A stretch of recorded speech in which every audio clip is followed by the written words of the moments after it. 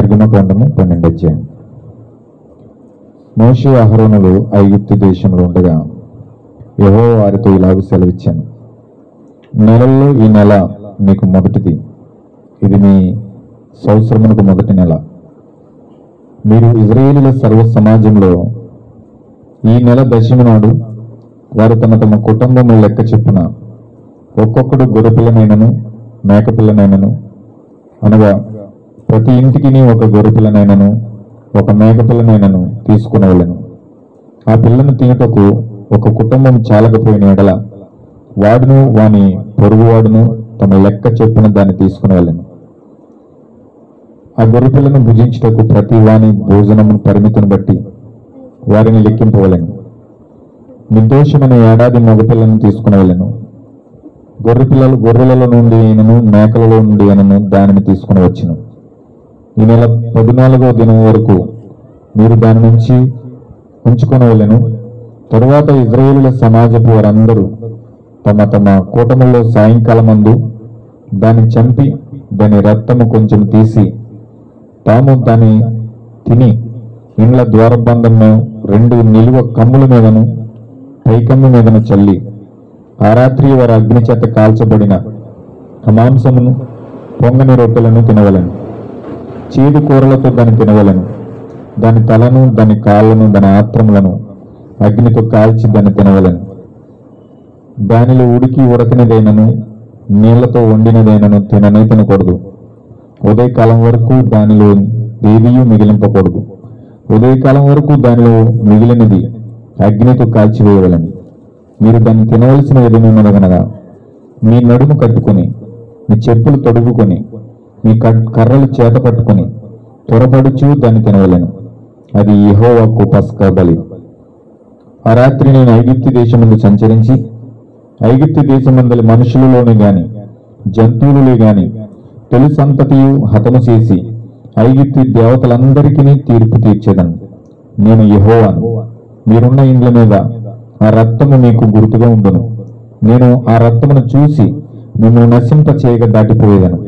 నేను ఐగుప్తు దేశంను పాడు చేయుచుండగా నిన్ను సంహరించుటకు తెగులు మీ మీదికి రాదు. కాబట్టి ఈ దినము మీకు జ్ఞాపకార్థమవును. మీరు యెహోవాకు పండుగగా దాన్ని ఆచరించవలను. తరతరములకు నిత్యమైన కట్టడగా దాన్ని ఆచరించవలను. దేవుడి వాక్యం దీవించిన గాక. చిన్న ప్రార్థన చేసుకుందాం. మహోన్నతుడ, సర్వశక్తిమంతుడ, సర్వాధికారి, జీవం కలిగిన ప్రభువ, కృపగలిగిన యేసు, వివిధ ఇంతవరకు దేవ మేము పాటలు పాడి నిన్ను ఆరాధించాం, గణపరిచాం. దేవ ప్రభువ, ఓ ప్రార్థన ద్వారా నిన్ను స్తుతించాము ప్రభువ, నిన్ను ఆహ్వానించాము తండ్రి. ఈ సమయంలో మేము వాక్యంలోకి వెళ్తా ఉన్నాం. ప్రభురాత్రి భోజనం తీసుకోవడానికి సిద్ధపడతా ఉన్నాం ప్రభువ.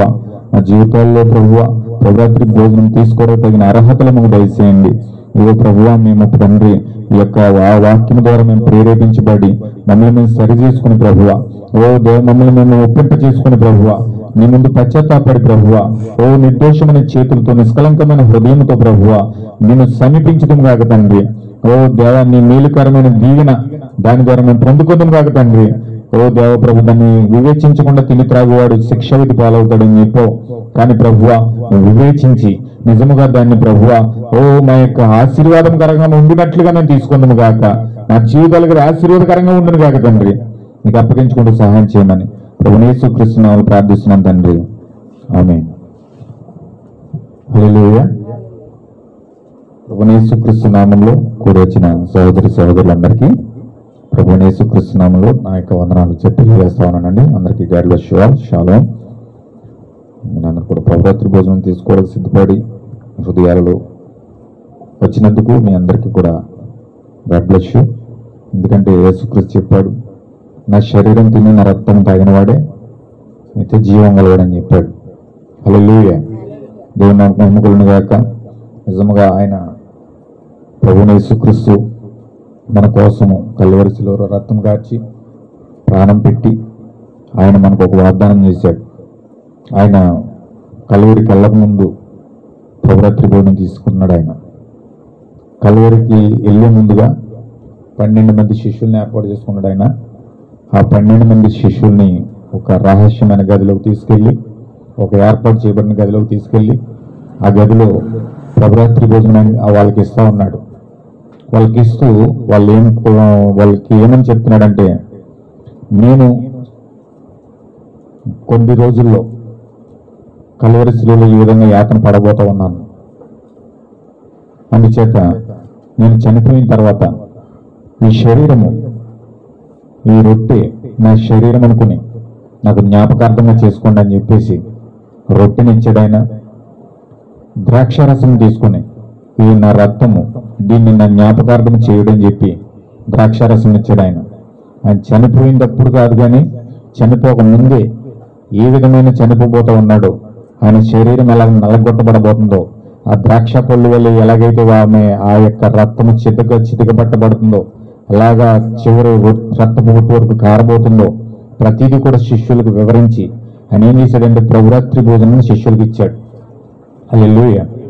శిష్యులకు ఇచ్చేటప్పుడు యేసుక్రీస్తు ఏం చెప్పాడంటే ఒక మాట, ఆ శిష్యులు 12 మంది ఉన్నారు, కానీ ఆ 12 మంది శిష్యుల్లో ఒకడు యోధా ఇస్కరియోతు ఉన్నాడు.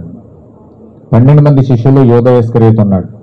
ఆ యోధా ఇస్కరియోతు యేసుక్రీస్తుని నిజంగా పరిశుద్ధాత్మ పొందుకుందామని కానీ, లేకపోతే ఆయన దగ్గర నుంచి వచ్చే ఆశీర్వాదాన్ని పొందుకుందామని కానీ, పరలోకం కావాలని కానీ అతను యేసుక్రీస్తుని వెంబడించలేదండి. అతను యేసుక్రీస్తుని ఎందుకు వెంబడించాడంటే, అతను కేవలం రాజ్యాధికారం కోసం, కేవలం డబ్బు కోసం, పేరు కోసం, పలుకుబడి కోసం, ఈయన దగ్గరుంటే పేరు వస్తుంది, పలుకుబడి వస్తుంది, ఈయన దగ్గరుంటే 4 డబ్బులు నేను సంపాదించుకోవచ్చు, ఈయన దగ్గరుంటే నా భవిష్యత్తు బాగుంటుంది, రాజ్యాధికారంగా ఇతను ఎలాంటి వ్యక్తులుంటే నేను ఎలాంటి వ్యక్తిని ఉపయోగించి నేను ఒక రాజుగా ఎదగలుగుతాను అని ఒక స్వార్థపూరితమైన మనసుతో అతను యేసుక్రీస్తుని వెంబడించాడని. హల్లెలూయా. అతని మనసు ఎరిగిన దేవుడు కూడా ఏం చేశాడంటే యేసుక్రీస్తు సంఘంలో అతను ట్రస్టీగా పెట్టాడట. హల్లెలూయా. యేసుక్రీస్తు సంఘంలో ట్రస్టీగా పెట్టాడంట. అతనికి డబ్బు మీద యావ ఉందని, డబ్బు మీద ఎక్కువ ఆశ ఉందని ఎరిగి అతన్ని ట్రస్టీగా పెట్టాడట. ఇంకా డబ్బు సంచి పట్టుకుని ఎంతసేపు డబ్బు ఆ కానుకలన్నీ పట్టుకొస్తుంటే కొన్ని ఏమో బాక్స్లు వేసుకోవడానికి, కొన్ని సంచులు వేసుకునేవాడట. ఎవరో చూడకుండా పక్కకి వెళ్ళిపోయి కొన్ని ఏమో యేసుక్రీస్తుకి కొన్ని అట్టుకెళ్ళి ఇచ్చి మిగతా ఏమో సంచులు వేసుకునేవాడట. చాలా సీక్రెట్ తప్పులు చేసేవాడు అతను. అవన్నీ కూడా యేసుక్రీస్తు తెలుసు. అయితే ఇంక రంగు, ఎవరి రంగు ఏంటో బట్టబయలు చేసే రోజు ఒకటి వచ్చింది. ఆ రోజు ఏంటంటే ప్రభురాత్రి భోజనం అనమాట. చాలా వాస్తవంగా గుర్తుపెట్టుకోవాలి, ప్రభురాత్రి భోజనం అంటే మన రంగులు తేలే సమయం. అది మన జీవితాల్లో మనం ఏం కలుగున్నామో బయటపడే రోజు. అది అంత ప్రమాదం ప్రభురాత్రి భోజనం అంటే. ఈ ప్రభురాత్రి భోజనంలో ఎప్పుడైతే యేసుక్రీస్తు ప్రభురాత్రి భోజనం ఇవ్వడానికి వచ్చాడో, వీళ్ళందరూ కూడా చక్కగా ఆనందంగా యేసుక్రీస్తు ద్రాక్షారసం రొట్టె ఇచ్చి ఇంత అద్భుతంగా చెప్తుంటే వాళ్ళు చాలా పశ్చాత్తాపడి, ఇదేంటి ప్రభువా నువ్వు చనిపోవడం ఏంటి, ఇది రక్తం ఏంటి, ఇది శరీరం ఏంటి, నీ విధంగా ఇలాగైపోవడం ఏంటి అని చెప్పేసి వాళ్ళ చాలా మనోవ్యాకులంతో నింటపడిపోయి చాలా బాధపడుతున్నారు, వేదన పడిపోతున్నారు అనమాట. ఈ యోధా ఇస్కరియోతు మాత్రం అదేం లేదు. ఎందుకంటే ఆల్రెడీ ప్రధాన యాజకులతో ఒప్పందం చేసుకుని వచ్చాడు. ఎలా ఒప్పందం చేసుకుని వచ్చాడంటే, నేను యేసుక్రీస్తుని మీకు అప్పగింతాను, నాకు ఎంత ఇస్తారని చెప్పాడు. ఎంత ఇస్తారని అడిగితే ఆయన చెప్పాడు, వాళ్ళు చెప్పారు, నీవు కనుక యేసుక్రీస్తుని అప్పగించిన మీకు నేను 30 వెండి నాణెములు ఇస్తామని చెప్పారు. హల్లెలూయా. ఎందుకంటే యేసుక్రీస్తుని సమాజ మధ్యలో పట్టుకున్నారా, ప్రజల మధ్యలో పట్టుకున్నారా, వాళ్ళందరూ కూడా యేసుక్రీస్తుని ప్రవర్తన నమ్ముతున్నారు. ఒకవేళ 10 మందిలో కనుక సమాజంలో కనుక పట్టుకుంటే వాళ్ళ ప్రజలు వచ్చి సైనికులు కూడా ఎత్తారు. అందుకని సైనికులు డైరెక్ట్గా వెళ్ళి పట్టుకోవడం లేదు, అవకాశం లేదు. ఈయన ఎక్కడ సీక్రెట్ గా ఒంటరిగా దొరుకుతాడని చెప్తున్నారు వాళ్ళు. ఆ ప్లేస్ ఏమో ఎవరికి తెలియట్లేదు. ఆయన ఎక్కడో ఒలివకొండ మీదకి వెళ్ళిపోయి ఆయన సీక్రెట్ ప్లేస్ ఒకటి చూసుకుని అక్కడే ప్రార్థన చేస్తున్నాడు. అక్కడే రాత్రంతా ప్రార్థన చేసి ఉదయం అంతా సువార్త చేసేవాడు. రాత్రంతా కొండ మీద ప్రార్థన చేస్తూ ఉండేవాడు ఆయన. ఆ ప్లేస్ శిష్యుడు తప్ప ఇంకెవరు తెలియదు. ఈ దొంగ శిష్యుడు కూడా అందులో ఉన్నాడు, ఆయన యోధా ఇస్కరియోతు. ఆ యోధా ఇస్కరియోతు చక్కగా ఆయన చుట్టూ తిరుగుతున్నాడు. వెళ్ళి ప్రధాన యాజకులతో కాంటాక్ట్ పెట్టుకుని ఆ వ్యక్తిని కనుక అప్పగిస్తే మీకు 30 వెండి నాణ్యాలు ఇస్తానని ప్రధాన యాజకులతో మాట్లాడుకున్నాడు. వెంటనే ఈయన ఎప్పుడు అనుకుంటున్నా ప్రభురాత్రి భోజనాలకు వచ్చినాయి, ఎప్పుడు ప్రభురాత్రి అయిపోతున్నారు, చేతులకు ఎప్పుడు గల్లా పెట్టొచ్చేద్దా, ఎప్పుడు 30 వెండి నాణ్యములు వచ్చేస్తాయా, ఎప్పుడు నేను తీసేసుకుంటున్నా, ఈ ఆరాటంతో ఉన్నాడు అనమాట. ఇతని ఆలోచన అంతా డబ్బు మీదే ఉంది. ఎప్పుడు నేను ఆ ప్రధాన యాజకుల దగ్గరికి వెళ్తాను, నాకు 30 వెండి నెలలు ఇస్తారు, నేను అలా చేయాలి ఇలా చేయాలి అలా చేయాలి బోల్ ప్రణాళిక రచించేస్తాను ఆ ప్రభుత్వ భూమిని కూర్చుని. ఎంత భయంకరమైన తప్పుడు ఆలోచన చూడండి. వీళ్ళేమో యేసుక్రీస్తు చనిపోతున్నాడని, యేసుక్రీస్తు కష్టాలకు వెళ్ళిపోతున్నాడని, యేసుక్రీస్తు సైనికుల చేతులకు అప్పగించబడబోతున్నాడని, యేసుక్రీస్తు శిలువలో యాతన పడబోతాడని ఇవన్నీ కూడా పిచ్చిని చూపించినట్టుగా చూపించాడు యేసుక్రీస్తు శిష్యులకి అండి. వీళ్ళేమో మనోవ్యాకులతో నింపబడిపోయి, అయ్యో ఏంటి ప్రభువా నీకు ఇటువంటి పరిస్థితి ఎలాంటి రాబోతుందా, ఈ విధంగా నువ్వు బాధపడబోతున్నావా, ఈ విధంగా నువ్వు చనిపోబోతున్నావా, ఈ విధంగా నువ్వు శ్రమల పాలు కాబోతున్నావా అని మనోవ్యాకులంతో చాలా మంది చింతపడి పశ్చాత్తాపడి వేదంతో ఆయన కోసం ప్రార్థన చేసేస్తున్నారు. వీడికి మాత్రం ఏం లేదండి. ఎప్పుడు వెళ్ళిపోయాడు డబ్బు సంఖ్య పెట్టుకుంటున్న ప్రణాళికలన్నీ వాడికి ఒక 10, వాడికి ఎంత ఇవ్వాలి, వాడికి ఎంత ఇవ్వాలి, వాడికి ఎంత ఇవ్వాలి అన్ని లెక్కలన్నీ వేసేసుకుంటున్నాడు పక్క నుంచి. ప్రభురాత్రి భోజనం కూర్చుని హల్లెలూయా. చాలా ప్రమాదం అండి. అందుకే మనం ఇక్కడికి వచ్చినప్పుడు ఈ ప్రభురాత్రి భోజనం తీసుకున్నప్పుడు మన ఆలోచనలు అట్టి వెళ్ళకూడదు. యోధ ఇస్కరియోతు ఆత్మ కనుక మీ మీద పనిచేసిందని మీరు కూడా అలా ఆలోచిస్తారు. ఆ యోధ ఇస్కరియోతు చచ్చిపోయాడు కానీ ఆత్మ చావలేదు. ఆత్మ దాడి చేస్తుంది, ఆత్మ కూడా వస్తుంది. ఆ ఆత్మ వచ్చి అదే ఆలోచనలు అంత మాటుకు రకరకాల ఆలోచనలు అలా రకరకాల ఇక్కడ మాత్రం ఉండరు.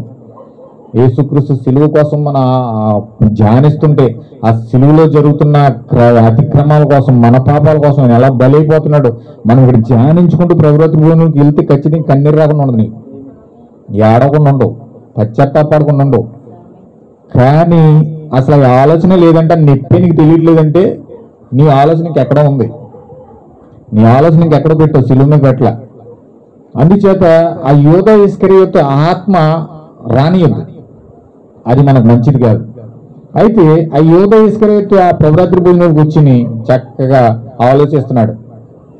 ఆలోచిస్తుంటే అప్పుడు యేసుక్రీస్తు సడన్ గా ఒక బాంబాడేసాడు. ఎలాంటి బాంబు అంటే, నేను ఈ శ్రమల పాలు కాబోతున్నాను, కష్టాలు పోబోతున్నాను, ఇలాగ శ్రమలు పడడానికి, కష్టాలు పడడానికి, బాధలు పడడానికి మీలో ఉన్న ఒకటి నన్ను అప్పగించబోతున్నాడు అన్నాడు. హల్లెలూయా. అప్పుడు దాకా మొత్తం ప్రపంచం చుట్టూ తిరిగినాడు, గుడి బయటకు వచ్చాడు. ఇదేంటి అప్పగించి కూడా నేనే కదా, ఈయనకి ఎలా తెలిసిపోయింది? హార్ట్ అటాక్ వచ్చినంత పని అయిందంటే యోధ ఇస్కరియోతు కంగారైపోతున్నాడు. అప్పుడు దాకా అటు ఇటు దాడు ఆలోచించాడు, కానీ ఎప్పుడైతే ఆటంబం పడేటప్పటికి సడన్ గా షాక్ అయిపోడు, ఏం జరుగుతుందో అర్థం కాల. అప్పుడు పేతురు గారు కంగారయ్యి, ఏంటి ప్రభువా మాలో అప్పగించేవాడా, ఎవరు ఎవరు ఎవరు? యేసుక్రీస్తు చెవులోకి వెళ్ళి అడిగి అతనండి, యోహాను ఎవరు ప్రభువా, నేనా నేనా నేనా ఎవరు కాలు తడుము వేసుకుంటున్నారు, ఎందుకంటే అందులో అప్పగించేవాడు ఎవరెవరు తెలియదు. అప్పుడు యేసుక్రీస్తు అలా కంగారు పడుతుంటే యేసుక్రీస్తు ఏమన్నాడు తెలుసండి, నేను ఈ రొట్టె ముక్క ముంచి ఎవరి చేతికి ఇస్తానో అతడు అన్నాడు. హల్లెలూయా. ఎప్పుడైతే మాట చెప్పాడో వీళ్ళందరూ కాముగా చూస్తున్నారు, రొట్టె ముక్క ఎవరికి ఇస్తారని. ఆ రొట్టె ముక్క నేరుగా పట్టుకెళ్ళి యేసుక్రీస్తు యోధ ఇస్కరియోతుకి ఇచ్చాడు. ఆయన సర్వజ్ఞాని, ఆయన సర్వంలో సర్వమై ఉన్నాడు, హృదయ రహస్యాలు ఎరిగిన దేవుడు. మనకు ఆలోచన రాకముందే ఆయన తెలుసు మనం ఏ పనులు చేస్తున్నామో, దేనికోసం ఆలోచిస్తున్నామో, ఏ విధంగా ఎక్కడెక్కడ ఏ విధంగా చీకట్లో కార్యకలాపాలు జరిపిస్తున్నామో, ఎవరెవరితో ఏ మత రాజకీయాలు చేస్తున్నామో సమస్తము తెలుసు ఆయనకి. కానీ ఏం తెలియనట్టు ఉంటాడు, అంతే ఏం తెలియనట్టు ఉంటాడు. అక్కడుండి ఎప్పుడైతే యోధ ఇస్కరియోతు యొక్క హృదయాంతరంగంలో ఉన్న పాపాన్ని బయట పెట్టాడో మనోడు తట్టుకోలేక అక్కడి నుంచి లేచి పరిగెత్తి వెళ్ళిపోయాడు. హల్లెలూయా. ఈ ప్రభురాత్రి భోజనం ఇస్తున్నప్పుడు ఈ ప్రభురాత్రి భోజనము తీసుకున్న రొట్టె ముక్కలో నుంచే దెయ్యం వస్తుంది, ఈ ప్రభురాత్రి భోజనంలో నుంచే రొట్టె ముక్కలో నుంచే దేవుడు వస్తాడు. ఆ పేతురులోకి దేవుడు వెళ్ళాడు రొట్టె ముక్క తీసుకుని, యోధ ఇస్కరియోతులోకి ఆ రొట్టె ముక్క తీసుకుని అదే యోధ ఇస్కరియోతులో దెయ్యం వెళ్ళింది.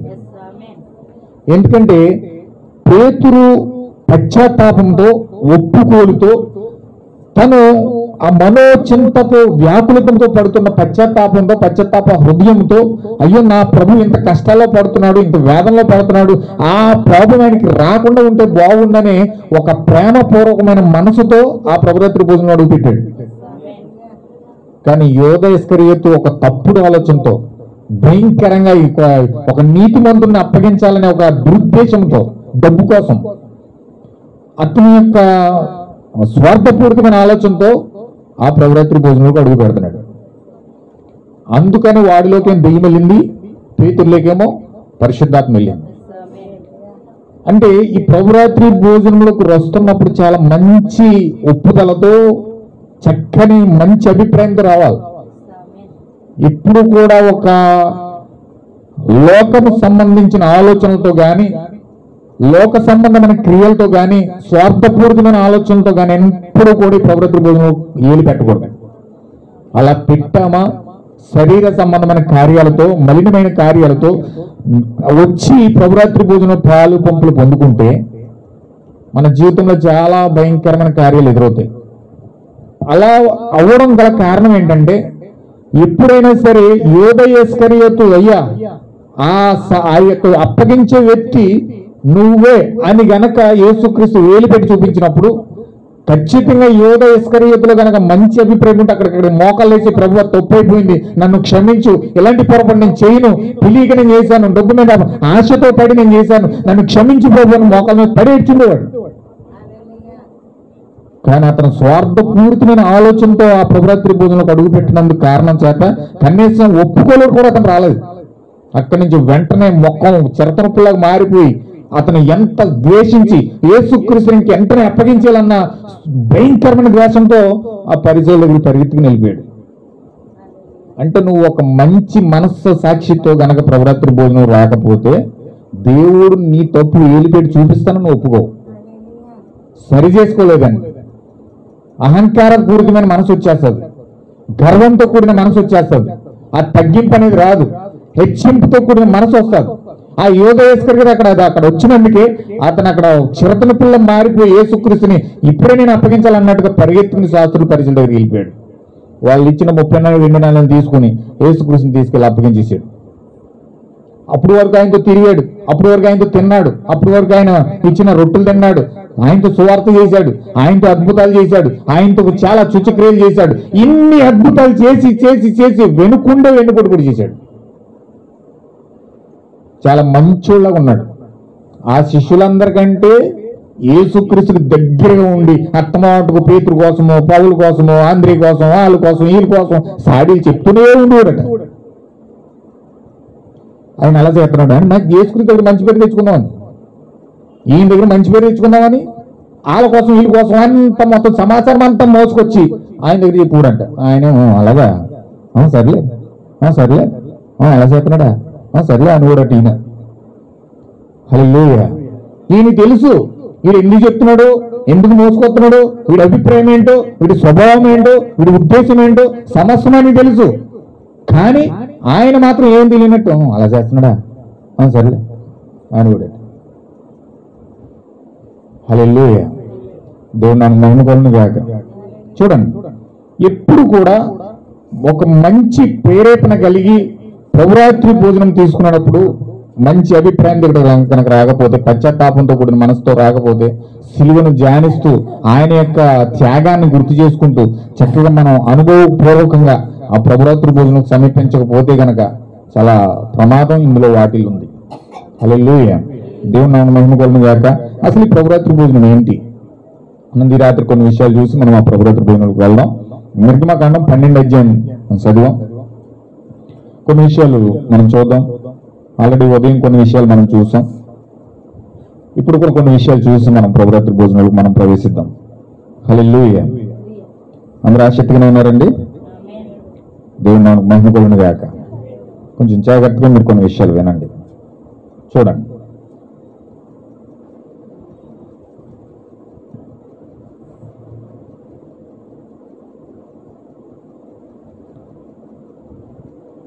అధ్యాయం 3వ వచనం. మీరు ఇశ్రాయేలుల సర్వ సమాజంతో ఈ నెల దశమి నాడు వారు తమ తమ కుటుంబము లెక్క చెప్పున ఒక్కొక్కడు గొర్రెపిల్లనైనను మేకపిల్లనైనను, అనగా ప్రతి ఇంటికి ఒక గొర్రెపిల్లనైనను ఒక మేకపిల్లనైనా తీసుకోవాలి. అంటే ఇప్పుడు ఇశ్రాయేలు ప్రయాణంలో ఉన్నారు. ఇశ్రాయేలు యెరూషలేముకు ప్రయాణం అవ్వాలి. ఇప్పుడు వీళ్ళు ఎక్కడ ఉన్నారంటే ఐగుప్తులో ఉన్నారు. ఐగుప్తులు బానిసలుగా ఉన్నారు. వాళ్ళు ఎంతో మొరపెట్టారు దేవుడికి. ఎందుకంటే ఏసేపు వారిని తీసుకెళ్లిన తర్వాత ఏసేపు చనిపోయాడు. ఏసేపు చనిపోయిన తర్వాత ఏసేపు నేరుగా రాజు ఒకడు వచ్చాడు. వాడు ఏం చేస్తున్నాడంటే ఇజ్రాయెల్ జనాంగం పెరిగిపోవడం చూసి, ఇజ్రాయెల్ జనాంగం ఎక్కువైపోవడం చూసి, వీళ్ళు కనుక ఎక్కువైపోతే మన జనాంగాన్ని తొక్కేస్తారని చెప్పి వాళ్ళ అభిప్రాయం చేసి ఇజ్రాయేలులందరినీ కూడా బానిసలుగా చేసి వెట్టి చాకిరీ చేసి ఆ మట్టి తొక్కిస్తూ పెద్ద పెద్ద గోపురాలు కట్టిస్తూ బలమైన పని అంతా కూడా వీళ్ళ చేత చేపిస్తున్నారు. అప్పటి వరకు వీళ్ళకి ఏ కష్టం లేదు, ఏసేపు ఉందని చెప్పి చక్కగా హాయిగా తిన్నారు, తాగారు, ఎంజాయ్గా వారి జీవితాల్ని దేవునితో గడిపారు, చక్కగా బాగుంది.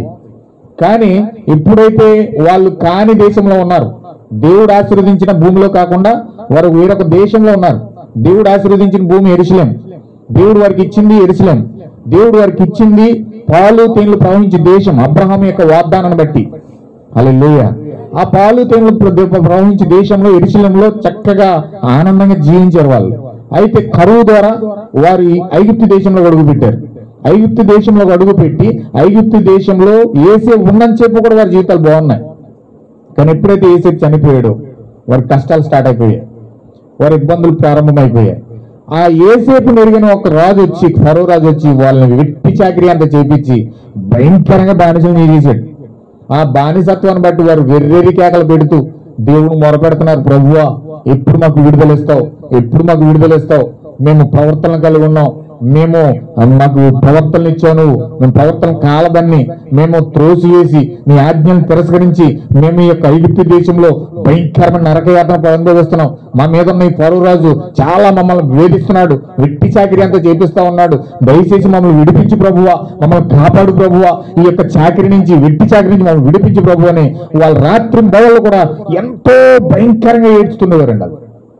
హల్లెలూయా. ఏడుస్తున్నప్పుడు దేవుడు వారు మొరవిన్నాడు.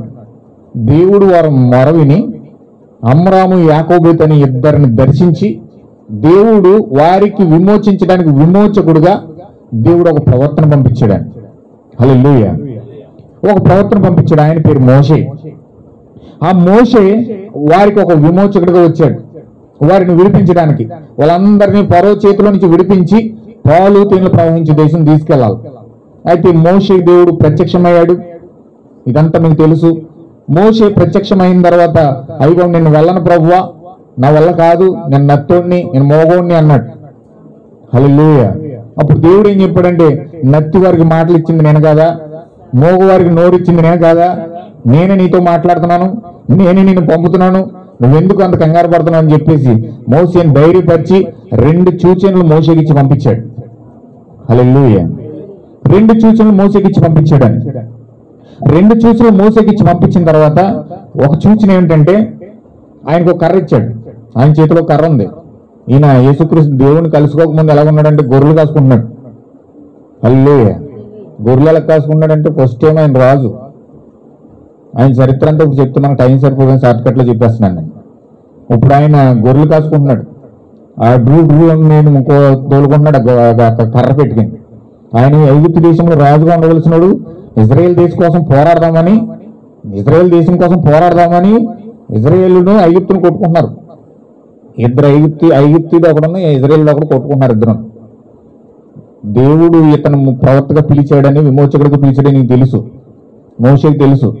మోషే ఏం చేశాడంటే వాళ్ళ దగ్గరికి వెళ్ళి అడుగుతున్నాడు, ఇజ్రాయేల్ని కొడుతున్నది. మోషేకి కోపం వచ్చింది, మా ఓడిని ఎందుకు కొడుతున్నావు అని ఇల్లు అడిగాడు. అరే ఏం పని చేశాడు తెలుసా నీకు, మా రాజుతో చెప్తాను నీ పని, ఇలాగని అతను చాలా హై లెవెల్లో లేచాడు. వెంటనే ఒక దెబ్బతో కొట్టి చంపేసి ఇసుకలోకి పెట్టించాడు. అంతే, ఎవడు చూడలేదు అనుకున్నాడు, ఇసుకలోకి పెట్టించాడు. ఆ ఇసుకలో కప్పెడతాం ఎందుకు, ఐగుప్తుడు చూడలేదు కానీ ఇజ్రాయేలుడే చూశాడు. ఆ ఇజ్రాయేలుడు ఇతను ఇజ్రాయేలుడు అని అతను తెలియదు. ఎందుకంటే ఇతను ఐగుప్తు దేశంలో రాజు ఇంట్లో బతికాడు. ఐగుప్తుడు చంపేశాడు అనుకుంటాడు కానీ మోషే చంపాడు అనుకోవట్లేదు.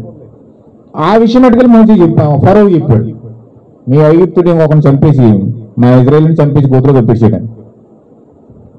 ఎవరని ఫరో వెతుకు లోపల మోషే భయం వేసి ఎక్కడ ఫరో చంపేస్తాడని చెప్పి మిద్యాన్ దేశం పారిపోయి ఇత్రు అనే ఒక అతను చూసుకుని అతని దగ్గర అతని గొర్రెలు పెడుతున్నాడు. ఇతని ప్రవర్తన అంతా నచ్చి అతను ఏం చేశాడంటే అతను కూతురు నుంచి పెళ్లి చేసేసాడు. హల్లెలూయా. ఇంకా అక్కడ అల్లుడు అయిపోయాడు, ఇంకా అక్కడ మొత్తం స్థిరమైపోయాడు. వాళ్ళ గొర్రెలకి ఇంకా అతను ఏం చేస్తున్నాడు, గొర్రెలు కాపరి అయిపోయాడు. ఆ గొర్రెలన్నీ రూట్ పేరుకున్నాడు, నడుపుకుంటున్నాడు. ఇజ్రాయేల్కి విమోచకుడుగా ఉండవలసిన వాడు, ఇజ్రాయేల్కి చక్కగా వారిని విడిపించవలసిన పాత్రగా వచ్చిన వాడు ఇవంతా కూడా మర్చిపోయి శుభ్రంగా వెళ్ళి ఆ మిద్యాన దేశంలో గొర్రెలు మేపుకుంటున్నాడు.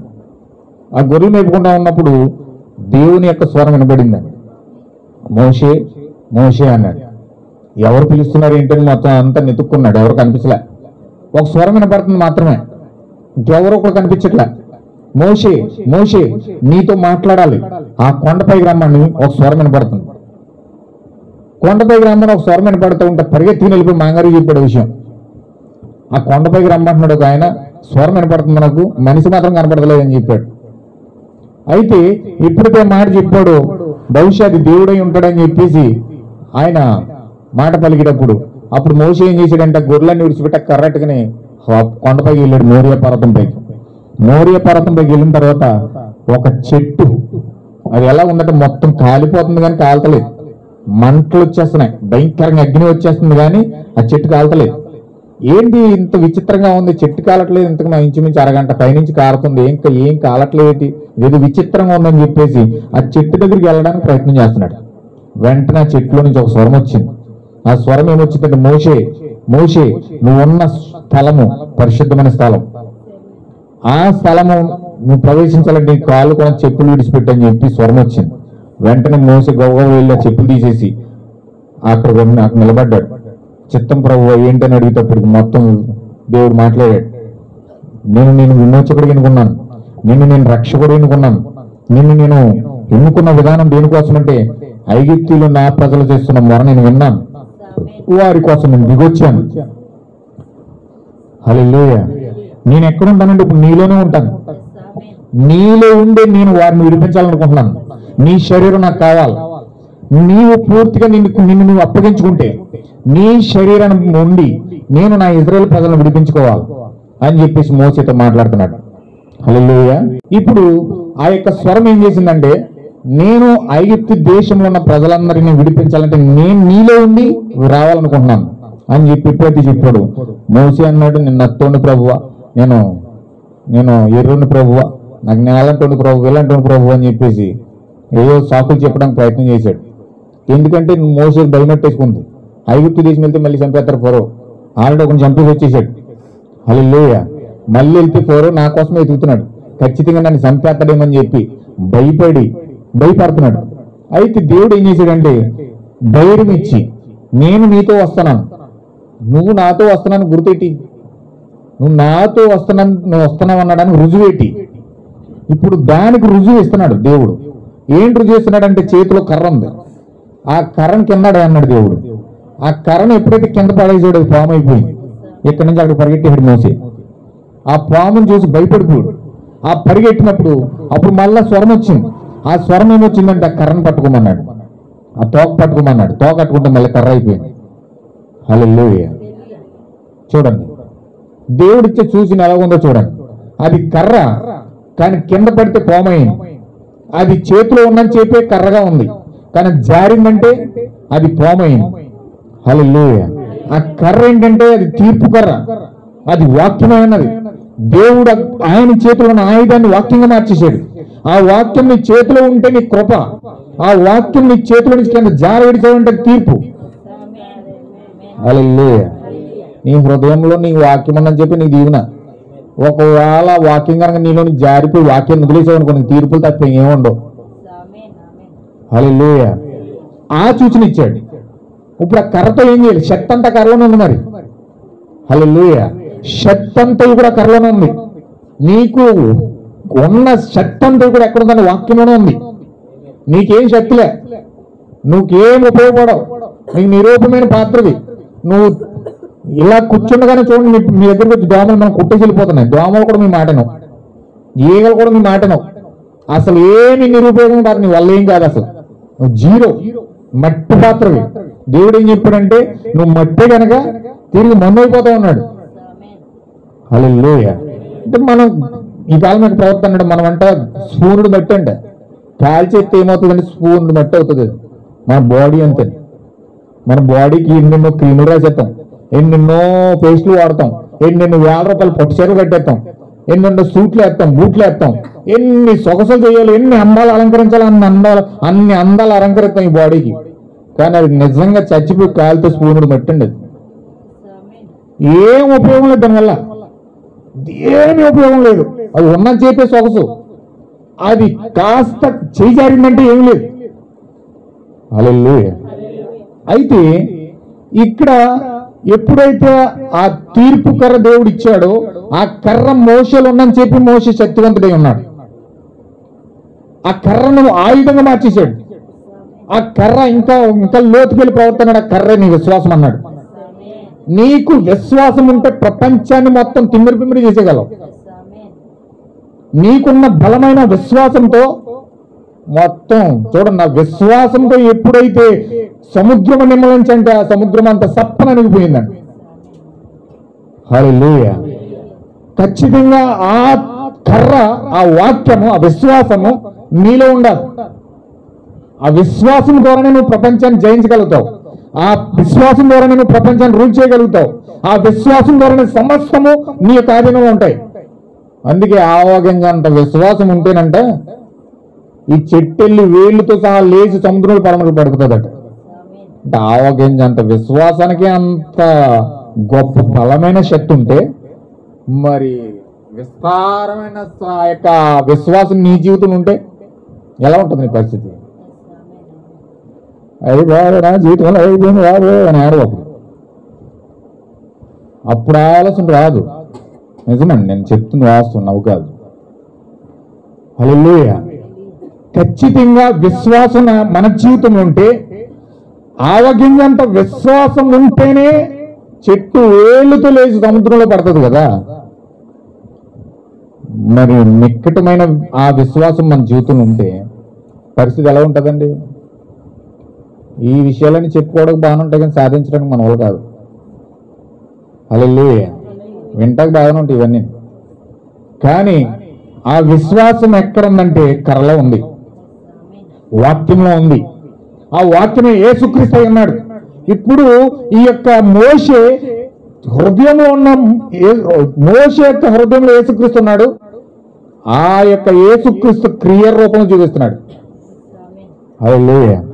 అందుకే యేసుక్రీస్తు అన్నాడు, చెట్టు ఏమైందో ఫలాలు బట్టి తింటే అన్నాడు. ఫలాలంటే క్రియలు, చేతులు చేసే పనులు.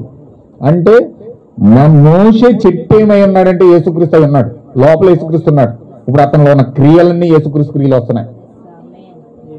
హల్లెలూయా. ఇప్పుడు ఆ కర్ర పట్టుకుని వచ్చాడు. ఇప్పుడు ఆ కర్ర పట్టుకుని వచ్చి ఆ కర్ర ఇచ్చాడు, శక్తినిచ్చాడు. రెండో శక్తి ఏంటి? రెండో శక్తి ఏమిటంటే చెయ్యి ఇలా పట్టుకోమన్నాడు, ఇలా పెట్టాడు. గుండెలమే పెట్టుకోమన్నాడు. గుండెలమే పెట్టుకోమంటే ఈ చెయ్యి ఇక్కడ వరకు మొత్తం అంతా కుష్ఠరోగం వచ్చేసింది, కుళ్ళిపోయింది నీ చెయ్యి అంతా. ఇలా పెట్టుకున్నప్పుడు మోసే చెయ్యి అంతా కుళ్ళిపోయింది. కంగారు అయిపోతున్నాడు. ఇది మోసే ఇదంతా కూడా మొత్తం అంతా కూడా ఇలా కుష్ఠరోగం వచ్చేసింది. ఏంటి ప్రభు, నేనే పాపం చేశాను అంటున్నాడు. హల్లెలూయా. మళ్ళీ తీయమన్నాడు. ఎప్పుడైతే మరలా ఇలా తీశాడో మళ్ళీ చెయ్యి మామూలు అయిపోయింది. చెయ్యి మామూలుగా అయిపోయింది. మామూలుగా అయిపోయేటప్పటికి మోసే చెయ్యికి వస్తుంది. ఇంకా భయపడుతున్నాడు. చాలా చెమటలు పడుతున్నాయి. చాలా ఇబ్బందికరంగా ఫీల్ అవుతున్నాడు. భయపడక మోసే, నేను నీకు తోడై ఉన్నాను, నేను నీకు తోడై ఉన్నాను, నేనే నీలో ఉండి వస్తా ఉన్నానని చెప్పేసి మోషేకి ధైర్యం ఇచ్చి మోషేని పంపించాడు దేవుడు. హల్లెలూయా. ఈ చెయ్యి అర్థం ఏంటంటే హృదయంలో ఉన్న రహస్యాలు అతని యొక్క క్రియల ద్వారా బయటకు వస్తాయి. హల్లెలూయా. అంటే హృదయ రహస్యము బయలుపరచడం. ఎప్పుడైతే కర్ర ద్వారా అవ్వలేని పని హృదయ రహస్యాల ద్వారా అవుతుంది.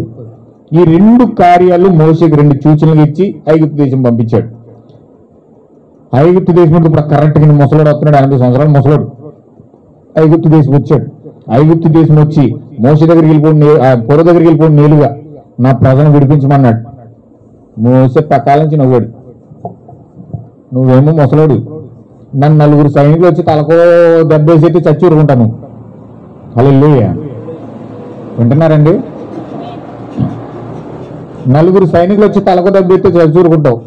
నీ ప్రజలను విడిపించేమని బొల్లిగడ్డ వేసుకుని ఏంటి పెద్ద కౌరు చెప్తున్నావు అని చెప్పేసి ఎంత పరిహాసం ఆడాలి అంత పరిహాసం ఆడేటప్పుడు మోసం పరో ఎంత వేళాకాలం చేయడు, అంత వేళాకాలం చేసాడంటే ఏడిపించాడంట, నవ్వాడంట. మొత్తం సభ మొత్తం చుట్టూరు ఉన్న వాళ్ళంతా గట్టిగా నవ్వేశారట. హల్లెలూయా. ఎప్పుడైతే గట్టిగా నవ్వారో మోషేకు కోపం వచ్చేసింది. యెహోవా ఇలాగ సెలవిస్తా ఉన్నాడు, ఈ రోజు మొదలుకొని మీ ఐగుప్తు దేశంలో మీ ఇళ్లలో 3 రోజులు నేను చెప్పే వరకు వెలుగు లేకుండా కాక అని చెప్పాడంట. ఎప్పుడైతే మాట పలికడం మొత్తం ఐగుప్తు ఇళ్లలో మొత్తం చేయటే. వాళ్ళు కరెంట్లో ఇన్వర్టర్లు వేసుకున్నా సరే అక్కడ కరెంట్ రావట్లేదు. హల్లెలూయా. బలుబు లేదు, ఏం వెతుక్కోవాలన్నా గుడ్డోళ్ళని వెతుక్కుంటూ వెళ్తున్నారు వాళ్ళు, ఎక్కడ ఏం కనపడతలేదు. 3 రోజులు అలా పస్తులు, అన్నం లేదు, తిప్పలు మంచినీళ్ళు లేవు, ఏమీ లేకుండా ఆ చీకట్లో గుడ్డల్లో వెతుక్కుని ఆ మోషన్ రప్పించండి రా బాబు అన్న స్థితికి తెప్పించుకున్నాడు ఆ ఫరో. మోసే వెళ్ళాడు. ఏం మోసే ఏంటి ఈ చీకటనంతా నీకు దండం పెడతాను తీసేవో బాబు, నీ ప్రజలు తీసుకెళ్ళిపోతుందిలే, ఈ చీకటిని తీసేపోస్తా అని చెప్పి బతిమాలుకోవాల్సి వచ్చిందండి. హల్లెలూయా. చూడండి, చీకటి మన ఇంట్లోకి వచ్చినప్పుడు ఖచ్చితంగా ఆ మోషే వంటి కర్ర ఆయుధం గనక మన చేతిలో ఉంటే చీకటి బతిమాలుకునే సమయం వస్తుంది. రోగం మనం బతిమాలాలి, చీకటి మనం బతిమాలాలి, సమస్య మనం బతిమాలాలి. ఎప్పుడు? కర్ర మన చేతిలో ఉన్నప్పుడు. కర్ర నీ చేతిలో లేదనుకో నువ్వు చీకటిని బతిమాలతావు, లేకపోతే చీకట వెళ్ళిపో అని చెప్పి తాళ్ళు కట్టించినోడు పరిగెత్తేస్తావు. వెళ్ళి చూడదురుగా మొత్తం తాళ్ళన్నీ కట్టేసింది, ఈమె వెళ్ళిపో అంటావు. హల్లెలూయా. ఏం కాదు అప్పుడు. ఖచ్చితంగా చీకటి భయపడాలంటే, మనల్ని అడగాలంటే మన జీవితంలో కర్ర ఉండాలి. మోసే కర్రని కలిగి ఉన్నాడు కాబట్టి, శక్తిని కలిగి ఉన్నాడు కాబట్టి కలుగును వేకంటే మొత్తం చీకటి వచ్చేసింది. దన్నాలు ఇట్టు అడుక్కున్నాడు ఊపరు, అయ్యా నీకు దండం పెడతాను చీకటిని పంపి తీసి ప్రార్థన చేశాడు. చీకటి వెళ్ళిపోయింది. చీకటి వెళ్ళిపోయింది కదా, మళ్ళీ మామూలు అయిపోయింది పరో. మళ్ళీ మామూలు అయిపోయి నీ ప్రజలు నేను తీసుకెళ్తా కుదరదు అంటున్నాడు. మళ్ళీ మోసే దేవుడు ప్రార్థించాడు. ప్రార్థించేటప్పుడు మోసే ఎందుకు ప్రార్థన చేస్తున్నావు, నీ చేతులు కర్ర ఉంది కదా వాడు. మోసే ఎప్పుడైతే కర్రలాగా ఎత్తి కప్పలు వచ్చిన కాక అన్నాడు. మొత్తం వాళ్ళ ఇంట్లో అన్నింటిలో మొత్తం ఇల్లు అంతా కూడా కప్పలే. డైనింగ్ టేబుల్ వెళ్తే కప్పలు, పడుకుంటాకి వెళ్తే కప్పలు, కిచెన్ లోకి వెళ్తే కప్పలు, బెడ్రూమ్ లోకి వెళ్తే కప్పలు, అన్ని కప్పలే. అసలు వారు నుంచుంటే కూడా ప్లేస్ లేదండి. ఐగుప్తు దేశం అంతా కూడా మొత్తం కప్పలే. ఇజ్రాయేలీలలో మాత్రం ఏం లేవు, అన్ని కప్పలే. ఈ కప్పల బాధ భరించలేక మళ్ళా మోసేని బతుమాలుకుంటున్నాడు. మళ్ళీ మోసే కప్పలు తీసేసాడు. మళ్ళా మొదలైపోయాడు. అబ్బో ఎల్లడ కుదరదు అన్నాడు. మళ్ళీ మోసే కర్రెత్తి ఈగల కలుగుగా అన్నాడు. ఇల్లు మొత్తం ఈగలే. హల్లెలూయా. మొత్తం ఈగలు వచ్చినాయి, కప్పలు వచ్చినాయి, దోమలు వచ్చినాయి, అన్ని వస్తూ ఉన్నాయి, తెగుళ్ళు వస్తూ ఉన్నాయి. ఇంకెంట్లేదు మాట. వచ్చినప్పుడేమో బతిమాడడం, వెళ్ళిపోయినప్పుడేమో ధైర్యం వచ్చాడు. చాలా మందికి అంతే, ఏదన్నా రోగం వస్తే దేవుడి దగ్గర తెగలాడిపోయి ప్రార్థన చేసేస్తారు, తెగ ప్రార్థన చేసేస్తారు. సమస్య వచ్చినప్పుడే, ఏదన్నా సమస్య వస్తే మాత్రం ఎంత ప్రార్థన చేయాలి, ఎంత భయపడాలి, ఎంత ఒప్పుకోవాలో అన్ని ఒప్పేసుకుంటారు. అది కాస్త అవసరం తీరిపోవాలి, అది కాస్త రోగం తగ్గిపోవాలి, మళ్ళీ దేవుడి సన్నిధిలో కనపడరు. హల్లెలూయా. ఆ ఫరో లాంటి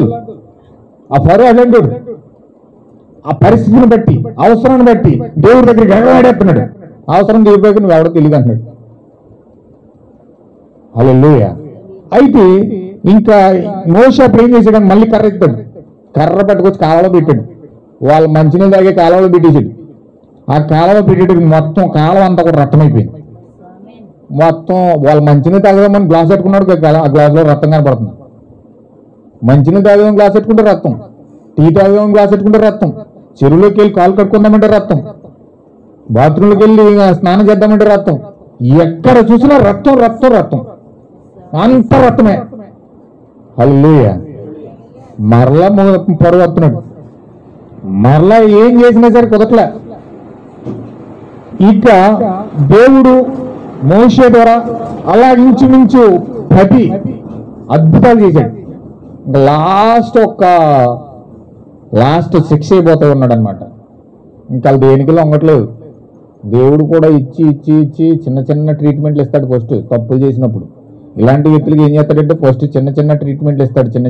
చిన్నగా చేసుకెళ్తూ ఉంటాడు. ఇంక మాట అంటలేదు అనుకోండి, లాస్ట్ కొత్తది పెద్ద ఆటమ్మ, అదే మరణం. ఇంక మాట అంటే ఇంకా అవున్నప్పుడు దేవుడు మరణాన్ని పంపిస్తాడు. హల్లెలూయా. ఎప్పుడైతే ఇంకా ఫరో మాట అంటలేదు, ఇంకా అతని స్టేజ్ చివరికి వచ్చేసింది. ఇంక దేవుడు ఏం చేశాడంటే మరణదూతను పంపించబోతా ఉన్నాడు. మోషేకి చెప్పాడు, ఇప్పుడు మరణదూత వాళ్ళ మీదకి రాబోతా ఉంది. మరణదూత వాళ్ళ మీదకి వచ్చిందంటే జ్యేష్ఠ కుమారుడు ప్రతి ఒక్కడు చచ్చిపోతాడు. హల్లెలూయా.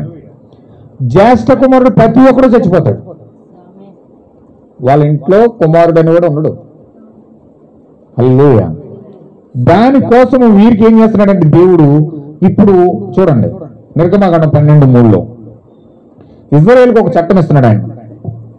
ఆయన ఏమి ఇస్తున్నాడంటే, మీరు ఇజ్రాయేలీల సర్వ సమాజంతో ఈ నెల దశమి నాడు వారు తమ తమ కుటుంబముల లెక్క చెప్పున ఒక్కొక్కడు గొర్రె పిల్లనైనను మేక పిల్లనైనను, అనగా ప్రతి ఇంటికి ఒక గొర్రె పిల్లనైనను ఒక మేక పిల్లనైనా తీసుకోవాలి.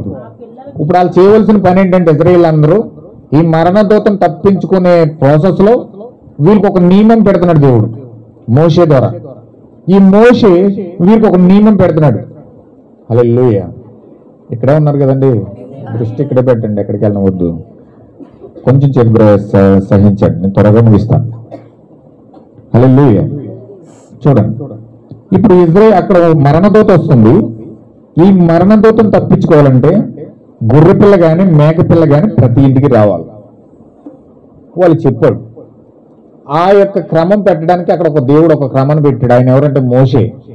ఆ మోషే విమోచకుడిగా వచ్చి ఆ ఇజ్రాయేల్ ప్రజలను రక్షించడానికి మోషేని దేవుడు పంపించి వారికి ఇంటికి ఒక క్రమాన్ని ఇస్తా ఉన్నాడు.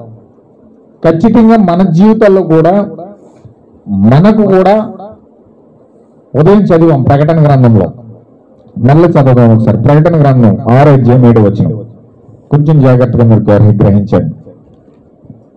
6:7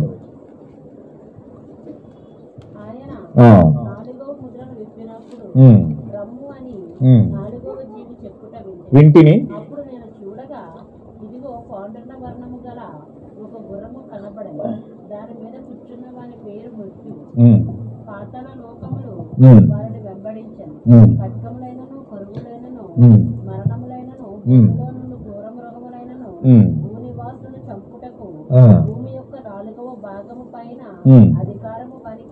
ఆమేన్. హల్లెలూయా. ఇప్పుడు ఈ విషయాలు నేను మోషే కోసం చరిత్ర ఎందుకు చెప్తున్నాను, ఇది కథ కాదు, ఇది లేకపోతే ఒక స్టోరీ కాదు. ఇది ఎందుకు చెప్తున్నానంటే ఖచ్చితంగా మనకు ఒక పస్కా జరుగుతుంది. ఇప్పుడు మోషే ద్వారా ఇజ్రాయేల్ ప్రజల్లో ఒక పస్కాన్ని తీసుకున్నాడు దేవుడు, ఒక పస్కాన్ని అలా ఆచరిస్తున్నారు. ఇప్పుడు మనకు కూడా ఒక పస్కా ఉంది. మనము చివరి గడియల్లో భూమి యొక్క అంతంలో ఉన్నామండి. ఎక్కడున్నామండి? దేవుడు ఈ భూమికి 6000 సంవత్సరాలు పెట్టాడు. 6000 సంవత్సరాలు కంప్లీట్ అయిపోయి చివరిలో ఉన్నాం మనం. దేవుని యొక్క కాలం అది. 6000 సంవత్సరాలు దేవుని యొక్క కాలం అండి. మనుషుని యొక్క కాలాలు అయితే చాలా కోట్ల సంవత్సరాలు అయిపోయినాయి. దేవుడి దృష్టిలో ఒక రోజు 1000 సంవత్సరాలు, ఒక రోజు 1000 సంవత్సరాలు అంటే 6000 సంవత్సరాలు అంటే భూమికి ఎన్ని కోట్ల సంవత్సరాలు అయిపోయి ఉంటాయో. హల్లెలూయా. అయితే ఆ 6000 సంవత్సరాల ముగింపులో మనం ఉన్నాం. భూమి యొక్క అంతంలో మనం ఉన్నాం, చివరి కాలంలో ఉన్నాం. ప్రతి దానికి అంతము వచ్చి ఉన్నది. ఆ అంతంలో మనం ఉన్నాం. ఈ అంతంలో దేవుడు చేసిన వాగ్దానాన్ని బట్టి, ఈ కాలానికి దేవుడు వాగ్దానం చేసిన దాన్ని బట్టి దేవుడు ఈ అంతంలో దేవుడు ఏలియా ప్రవక్తను పంపిస్తానని చెప్పాడు. ఆయన ఏలియా ప్రవక్తను ఎందుకు పంపిస్తా ఉన్నాడంటే ఆయన ఏలియా ప్రవక్త వచ్చి భూమి మీద రాకడను పరిచయం చేయాలి. ఏలియా ప్రవక్త వచ్చి రాకడను, రెండవ రాకడను పరిచయం చేయాలి. ఇప్పుడు ఏలియా వచ్చి రెండవ రాకడను పరిచయం చేశాడు. ఇప్పుడు రెండవ రాకలో క్రీస్తు వచ్చి వధించబడిన గొర్రెపిల్లగా వచ్చి ఆయన ముద్రలు విప్పాలి. హల్లెలూయా. ముద్రలు అంటే ఏంటంటే అక్కడ ప్రకటన గ్రంథం 6 అధ్యాయంలో 7 ముద్రలు ఉన్నాయి. చూడండి ఒకసారి. మీరు అందరూ బైబిల్ చూస్తున్నారండి? బైబిల్ చూడండి. బైబిల్ చూస్తే మీకు కొన్ని విషయాలు అర్థమవుతాయి. అక్కడ ప్రకటన గ్రంథం 6వ అధ్యాయము 1 నుంచి.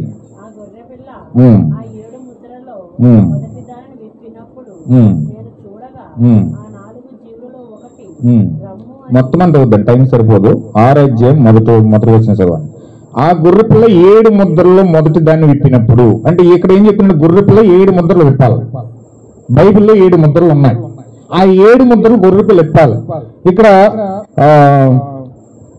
1వ వచనం మొదటి ముద్ర విప్పినప్పుడు, 2వ వచనంలో మరలా 3వ వచనంలో 2వ ముద్ర విప్పినప్పుడు, తర్వాత 5వ వచనం చదివినప్పుడు 3వ ముద్ర విప్పినప్పుడు, 7వ వచనం చదివిన 4వ ముద్ర విప్పినప్పుడు, ఇక్కడ 9వ వచనం చదివిన 5వ ముద్ర విప్పినప్పుడు అని ఉంటుంది. అంటే మొత్తం ఈయన ఎన్ని ముద్రలు విప్పాడంటే 7 ముద్రలు విప్పాడు. అంటే గొర్రెపిల్ల వచ్చి 7 ముద్రలు విప్పాలి. 7 ముద్రలు ఈ ప్రపంచానికి ఉన్న 7 మర్మాలు ఉన్నాయి. 7 మర్మాలు ఈ ప్రపంచానికి మర్మంగా దాచించాడు దేవుడు.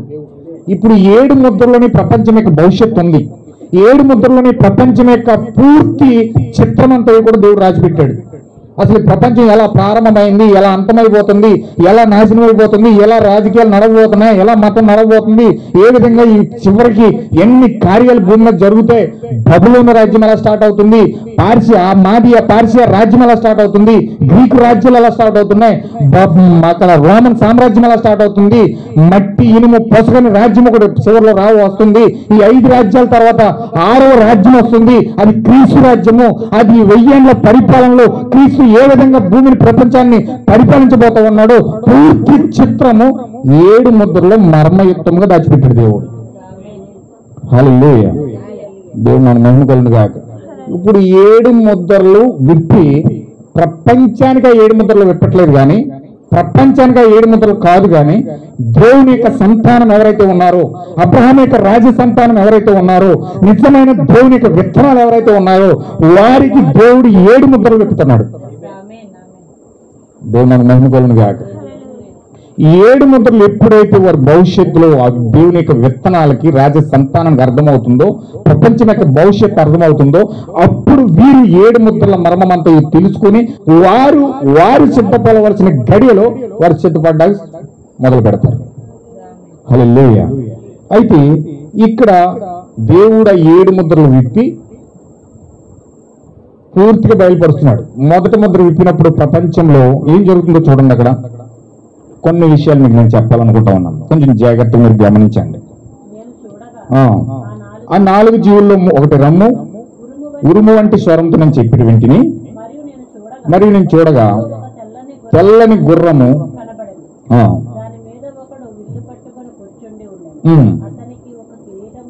ఇయ్యబడిను, ఎల్లెను, ఇంటిని మనుషులు ఒకరినొకరు చెప్పుకున్నట్లు లోకంలో సమాధానం లేకుండా చేయుటకు ఆ గుర్రం మీద కూర్చున్న వారికి అధికారం ఇవ్వబడింది. ఆయన 3వ ముద్రను విప్పినప్పుడు ప్రకటన గ్రంథం 17 చదవండి. ప్రకటన గ్రంథం 17.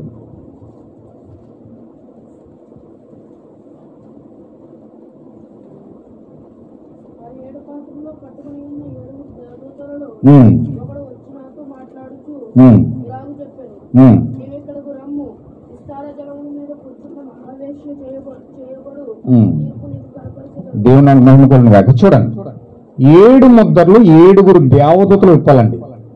భూమి మీదకి 7 దేవదూతలు వచ్చి ఆ 7 ముద్రలు విప్పాలి. ఆ 7 ముద్రలు విప్పడానికి ఒక్కొక్క ముద్ర ఒక్కొక్క దేవదూత తెరుస్తా ఉంది. ఒక్కొక్క ముద్ర ఒక్కొక్క దేవదూత తెరిచినప్పుడు ఆ దేవదూత భూమి మీదకి వచ్చినప్పుడు ఆ దేవదూత వెనకాల ఒక ముద్ర విప్పుతుంటే ఆ ముద్ర వెనకాల ఒక తెగులు ఉందండి. ఆ ముద్ర వెనకాల ఒక తెగులు ఉంది. ఆ ముద్రను అంగీకరించిన వారికి ముద్రించబడుతున్న దేవుని సంతానం ముద్రించబడతా ఉన్నారు. మిగతా ముద్రించబడిన జనాభా మీద ఈ తెగులు అనేది పడిపోతుంది. హల్లెలూయా. ఇప్పుడు ఇక్కడ 7 తెగుళ్ళు కనపడుతున్నాయి. 15 అధ్యాయంలో 7 తెగుళ్ళు ఉన్నాయి. 7 దేవదూతలు ఈ కడవరి తెగులు పట్టుకొని నిలబడున్నారు. అది దేవుని కోపం. అది హల్లెలూయా. ఇప్పుడు ఆ తెగులు మొదటి తెగులు ఇప్పినప్పుడు ఏం జరిగిందంటే, చూడండి అక్కడ ఆ తెగులు మొట్టమొదటి తెగులు ఎక్కడ పడిందంటే సముద్రం మీద పడ్డదట. ఆ తెగులు ఎప్పుడైతే సముద్రం మీద పడ్డాదో వెంటనే సముద్రం అంతయు కూడా మొత్తం పాడైపోయింది. చూడండి, ఎప్పుడైతే తెగులు వాటర్ మీద పడ్డదో, ఇది వరకు వాటర్ అండి నూతుల్లోని, చెరువుల్లోని, లేకపోతే బోర్లోని తీసుకుని పట్టికేసుకుని తాగితే ఏమయ్యేది కాదు. చక్కగా మంచి వాటర్ తాగేసేవారు, ఎక్కడ కాళ్ళలో దోశలు పెట్టుకుని తాగేసేవారు, ఏమయ్యేది కాదు. కానీ ఇప్పుడు గనక అలా దోశలు పెట్టుకుని కాళ్ళ నీళ్ళు తాగితే 4 రోజులు మాత్రమే ఎక్కేస్తాడు. వాస్తవం అండి. ఎందుకంటే అందులో ఉన్న క్రిములన్నీ, కీటకాలన్నీ వచ్చి మొత్తం కడుపులోకి వెళ్ళిపోతాయి. ఇప్పుడు ఫిల్టర్ వాటర్ తాగితేనే కానీ ఫ్రెష్గా ఉండలేదు బాడీ. అవి కూడా ఒక్కొక్కసారి పడట్లేదు. తాటికాయలు ఎప్పుడైనా తాటికాయలు తినేసి బతికేసేవారు పూర్వకాలం ముసలోళ్ళని. ఇప్పుడు తాటికాయ తింటే రసనాలు అట్టుకుంటాయి. హల్లెలూయా. అంటే వాటిలన్నిటిలో ఒక తెగులు అనేది పడింది. కొబ్బరికాయలు కాస్తే ఇది వరకు నున్నగా చక్క గుండ్రంగా అందంగా వచ్చి కొబ్బరికాయలు, ఇప్పుడు కొబ్బరికాయలు తెగుళ్ళని చెట్లేదు. అన్ని మచ్చలు, గేట్లు, జీరలు అన్ని కూడా జబ్బు. హల్లెలూయా. చెట్లకు తెగులు వచ్చేసింది, వాటర్ మొత్తం అంతా కూడా వాటర్ పొల్యూట్ అయిపోయింది. హల్లెలూయా. రెండో తెగులు వచ్చి ఆకాశ మండలమే పడ్డదట. ఆకాశం మొత్తం పొల్యూట్ అయిపోయింది, వాతావరణం అంతా పొల్యూట్ అయిపోయింది.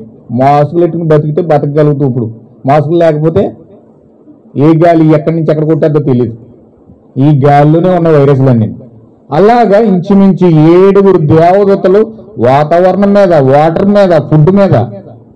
ఇప్పుడంతా కూడా హైబ్రిడ్ ఫుడ్, అంతా హైబ్రిడ్ ఫుడ్ అని. అది ఫుడ్ తింటేనే ఎక్కువ. ఇప్పుడు బీపీలు, షుగర్లు, థైరాయిడ్లు అన్ని జబ్బులన్నీ ఎందుకు వస్తున్నాయి అనుకున్నారు? కేవలం ఫుడ్ వల్ల. ఫుడ్ కంట్రోల్ లేక ఇష్టం వచ్చిన ఫ్రైడ్ రైస్లు ఈ తినేసి హాస్పిటల్ పాలైపోవడం కారణం ఏంటంటే 24 గంటల నొప్పులు. ఆ కొట్లు కాడ ఏ గొట్టాలు కొనుక్కు తినేస్తారు. అవి తినేసి 24 గంటల నొప్పులు వచ్చేస్తున్నాయి, హార్ట్ అటాక్లు వచ్చేస్తున్నాయి. లివర్ల కాడ కొవ్వులు పెరిగిపోతా ఉన్నాయి. ఎన్ని జబ్బులు, అసలు జబ్బులు పేర్లు పెట్టలేని జబ్బులు లేవు. అన్ని జబ్బులు మనిషికి వచ్చేస్తున్నాయి. ఈరోజు జబ్బులేని మనిషి లేడండి. కొంతమంది చెప్పుకుంటారు, కొంతమంది చెప్పుకోరు, అంతే తేడా. హల్లెలూయా. అయితే తెగులు పుట్టు మీద పడింది, తెగులు వాటర్ మీద పడింది, తెగులు వాతావరణంలో పడింది, తెగులు మొత్తం వృక్షాల మీద పడింది. ప్రతి కూడా తెగులు పడిపోయి మొత్తం అంతా కూడా పొల్యూట్ అయిపోయింది, మొత్తం పొల్యూట్ అయిపోయిందండి. హల్లెలూయా. ఇప్పుడు 7 ముద్రలు విప్పబడి, ఎప్పుడైతే 7 దేవదూతలు వచ్చి 7 ముద్రలు విప్పారో 7 తెగుళ్ళు కూడా భూమి మీద పడి విచ్ఛిన్నం చేస్తున్నాయి, ప్రపంచాన్ని అతలాకుతలం చేస్తున్నాయి. అయితే ఈ యొక్క 7 ముద్రలో 4వ ముద్ర చాలా ప్రాముఖ్యమైందండి. 7 ముద్రలో 4వ ముద్ర చాలా ప్రాముఖ్యమైంది. ఏంటి ఆ ముద్ర ఏంటంటే చదవండి ఒకసారి. 6వ అధ్యాయం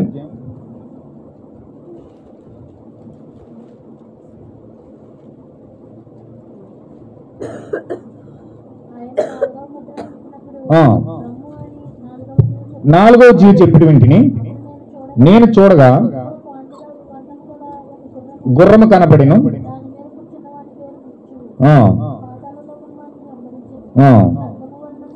7వ అధ్యాయం చదవం, 7వ వచనం. 6వ అధ్యాయం 7వ వచనం. ఆయన 4వ ముద్రను విప్పినప్పుడు రమ్ము అని 4వ జీవి చెప్పిన వెంటనే అప్పుడు నేను చూడగా ఇదిగో పాండుర వర్ణ గుర్రము మీద ఒక గుర్రం కనపడెను. దాని మీద కూర్చున్న వాని పేరు మృత్యువు, పాతాళ లోకము వారిని వెంబడించింది. ఖడ్గము వలనను, కరువు వలనైనను, మరణం వలనైనను, భూమిలో నుండి క్రూరముఖం వలనను భూనివాసులను చంపుటకు భూమి యొక్క 4వ భాగము పైన వాడికి అధికారం ఇవ్వబడింది. ఇది 4వ ముద్ర. 7వ ముద్ర ఉంది. 7వ ముద్ర అది దేవునిదై ఉన్నది. ఇప్పుడు ఈ కాలం యొక్క ప్రవృత్తి ఏమన్నాడంటే, ఈ కాలం యొక్క మోషే ఏమన్నాడంటే, ఇప్పుడు 4వ ముద్ర 7వ ముద్ర కలిసి ప్రయాణం చేస్తున్నాయట. హల్లెలూయా. ఎంతమందికి అర్థమవుతుందన్నమాట? 4వ ముద్ర 7వ ముద్ర కలిసి ప్రయాణం చేస్తున్నాయంట. 4వ ముద్ర మీద, 4వ గుర్రం మీద ఏమో మృత్యు ప్రయాణం చేస్తుంది. 7వ ముద్ర మీద తెల్లని గుర్రం మీద జీవం ప్రయాణం చేస్తుందంట. హల్లెలూయా. ఈ యొక్క 4వ గుర్రం పైన ఏమో మరణం ప్రయాణం చేస్తా ఉంటే 7వ గుర్రం పైన జీవం ప్రయాణం చేస్తా ఉంది. 7వ గుర్రం పైన ఏమో యేసుక్రీస్తు వస్తా ఉంటే 4వ గుర్రం పైన సాతానుడు వస్తున్నాడట. 7వ గుర్రం ఏమో తెల్లని గుర్రం, 4వ గుర్రం ఏమో పాండురవర్ణ గుర్రం. పాండురవర్ణ గుర్రం మీద సవారీ చేసేవాడేమో సాతాను, 7వ గుర్రం మీద సవారీ చేసేవాడేమో దేవుడు. ఆయన తెల్లని గుర్రం వేసుకుని వస్తా ఉంటే వీడు పాండురవర్ణం అంటే బూడిద రంగు గుర్రం వేసుకుని వస్తున్నాడు. హల్లెలూయా. ఎంతమందికి అర్థమవుతుంది అన్నమాట? ఇక్కడే ఉన్నారండి. అందుకే మరణం వచ్చే ముందు అందరికీ బూడిద రంగు కనపడుతుంది. మరణం వచ్చే ముందు ఎవరికైనా సరే బూడిద రంగు కనపడుతుంది. వాళ్ళ చర్మం అంతా కూడా నలుపు రంగులోకి వచ్చేది. వారి చర్మం అంతా రంగు మారిపోతుంది, బూడిద రంగులోకి వచ్చేది ఆ చర్మం. చచ్చిపోయే ముందు గమనించండి. హల్లెలూయా. అయితే పాతాళం వెంబడించిందంటే మనిషి పరిస్థితి ఇలా ఉంటుందండి. అయితే ఇప్పుడు ఈ పాండురవర్ణం తిరుగుతుంది, ప్రపంచమంతా కూడా తిరుగుతూ ఉంది. ఎవరిని ఏ మూలన ఎవరిని ఎత్తుకెళ్ళిపోతుంది ఎవరికి తెలియదు. మీరు చూడండి, ఏదో మూలన ఎవరొకరు వెళ్ళిపోతూనే ఉంటారు. ఏదో మూలన ఎవరొకరు ఏదో కార్యం చెప్పి వెళ్ళిపోతూనే ఉంటారు. ఏదో కార్యం చెప్పి వెళ్తూనే ఉంటారు. మరణం సవారీ చేస్తూ ఉంది. ఇంచుమించు WHO చెప్తుంది, ఇంచుమించు రోజుకంట 5 లక్షల మంది చచ్చిపోతున్నారంట ప్రపంచవ్యాప్తంగా రోజుకి 5 లక్షల మంది చచ్చిపోతున్నారంట. ఎక్కడ చచ్చిపోతున్నారు, ఎలా చచ్చిపోతున్నారు, ఎన్ని చచ్చిపోతున్నారు ఎవరు తెలియదు. WHO చెప్తున్నారు. వాళ్ళ ఒక అంచనాకు వచ్చి ఒక అంచనా వేసి చెప్తున్నారు రోజుకి 5 లక్షల మంది చచ్చిపోతున్నారు. అంచనా వాస్తవంగా ఎంతమంది చచ్చిపోతున్నారు ఎవరు తెలియదు. హల్లెలూయా. అంటే ఈ పాండురవర్ణ గుర్రం చూడండి, మళ్ళీ మొన్నదాకా కరోనా వచ్చింది అన్నారు, తగ్గిపోయింది. మళ్ళీ ఇంకో WHO ఏదో HMS ఏదో వైరస్ వచ్చేసింది అని చెప్పారు. మళ్ళీ అది రూపం మార్చుకుని ఇంకో వైరస్ వస్తుందని చెప్తున్నారు. బైబిల్లో ఉన్న జక్రీ గ్రంథంలో ఎబోలా ఇంకా చాలా వైరస్లు ఉన్నాయి. మనిషిలాగానే కుళ్ళిపోతాడు, నిలబడి మనిషిలాగానే ఉంటాడు, అతని నోట్లో పురుగులు పడిపోతూ ఉంటాయి. ఇవన్నీ కూడా చాలా రోగాలు, చాలా వైరస్లు, చాలా భయంకరమైన కార్యాలు ఉన్నాయి బైబిల్లో. ఈ తెగుళ్ళన్నీ ఉన్నాయి. ఇప్పుడు ఇవన్నీ కూడా మనుషులు చేసిన అతిక్రమాలు బట్టి, దోషాలు బట్టి, హెచ్చింపులు బట్టి, గర్వాలు బట్టి దేవుడు వారిపైన పంపిస్తున్న తీర్పులండి ఇవి. హల్లెలూయా. అయితే ఈ తీర్పులు బట్టి ప్రపంచం పాండురవర్ణ గుర్రం చేతిలోకి వెళ్తుంది. అయితే దేవుని యొక్క అబ్రహాం యొక్క రాజ సంతానం అయితే 7వ గుర్రం పైన వస్తున్న క్రీస్తు చేతుల్లోకి వెళ్తుంది. హల్లెలూయా. క్రీస్తు చేతిలో జీవం ఉంది, పాండురవర్ణ చేతిలో మరణం ఉంది. మోషే చేతిలో జీవం ఉంది, భూమి మీద ఉన్నారు వాళ్ళు. ఫరో చేతిలో మరణం ఉంది. ఇప్పుడు ఫరో ఏమో పాండురవర్ణ గుర్రం సవారీ చేస్తా ఉన్నాడు, మోషే ఏమో తెల్లని గుర్రంపై సవారీ చేస్తా ఉన్నాడు. హల్లెలూయా. ఇప్పుడు సవారీ చేసే తెల్లని గుర్రం పైన మోషే, ఆ పాండురవర్ణ గుర్రం పైన ప్రయాణం చేసేదేమో ఫరో. హల్లెలూయా. మరి ఈ కాలానికి ఎవరు తెల్లని గుర్రం మీద ప్రయాణం చేస్తున్నారు? ఈ కాలానికి దేవుడు ఈ ప్రవర్తక విలియం మ్యారియన్ బ్రనహామును పంపిస్తే ఆయన తెల్లని గుర్రం పైన ఆయన సవారీ చేస్తా ఉన్నాడు. రోమ్లో ఉన్న పోప్ అనే జాన్ పాల్ పోప్ అనే వ్యక్తి ఆ యొక్క పాండురవర్ణ గుర్రం పైన సవారీ చేస్తా ఉన్నాడు. హల్లెలూయా. ఆ పోప్ ఏమో పాండురవర్ణ గుర్రం మీద సవారీ చేస్తా ఉన్నాడు. ఈ కాలం యొక్క ప్రవర్తన తెల్లని గుర్రం పైన సవారీ చేస్తా ఉన్నాడు. వాడు మరణం పంపిస్తా ఉన్నాడు ప్రపంచానికి. మరణం అంటే డైరెక్ట్ మరణం కాదు, ఆత్మ సంబంధమైన మరణం. వాడి యొక్క బోధ ద్వారా, వాడి యొక్క తత్వం ద్వారా, వాడి యొక్క థియాలజీ ద్వారా, వాడి యొక్క శాస్త్రం అంతా కూడా, వాడి యొక్క వ్యభిచారపు మద్యం అంతా కూడా ప్రపంచానికి వాడు ఏం చేస్తున్నాడంటే వ్యభిచార మద్యం పంపిస్తున్నాడు. వాడి బోధ, తత్వం యొక్క బోధ, థియాలజీ బోధ సంఘాలకు పంపించి ఆత్మీయంగా ప్రజల్ని చంపుతూ ఉన్నాడు. హల్లెలూయా. ఈ తెల్లని గుర్రం పైన ప్రయాణించే దేవుని యొక్క ప్రవర్త మాత్రం దేవుని ప్రజలకు జీవమిస్తా ఉన్నాడు, దేవుని జీవాన్ని పొందుకున్నా ఉన్నాడు. ఇప్పుడు ఈ యొక్క ప్రవర్త మోషే ఎలాగైతే ఒక చట్టం పెట్టాడు, ఇప్పుడు ఆ యొక్క పాండురవర్ణ గుర్రం నుంచి తప్పించుకోవాలంటే మీకు మీ ఇంటికి ఒక గొర్రెపిల్ల కావాలి, మీ గృహానికి ఒక గొర్రెపిల్ల కావాలి, మీ ఇంటికి ఒక గొర్రెపిల్ల కానీ మేకపిల్ల కానీ తీసుకోవాలి. ఏం చేయాలి గొర్రెపిల్లతో? గొర్రెపిల్లతో నిర్గమకాండం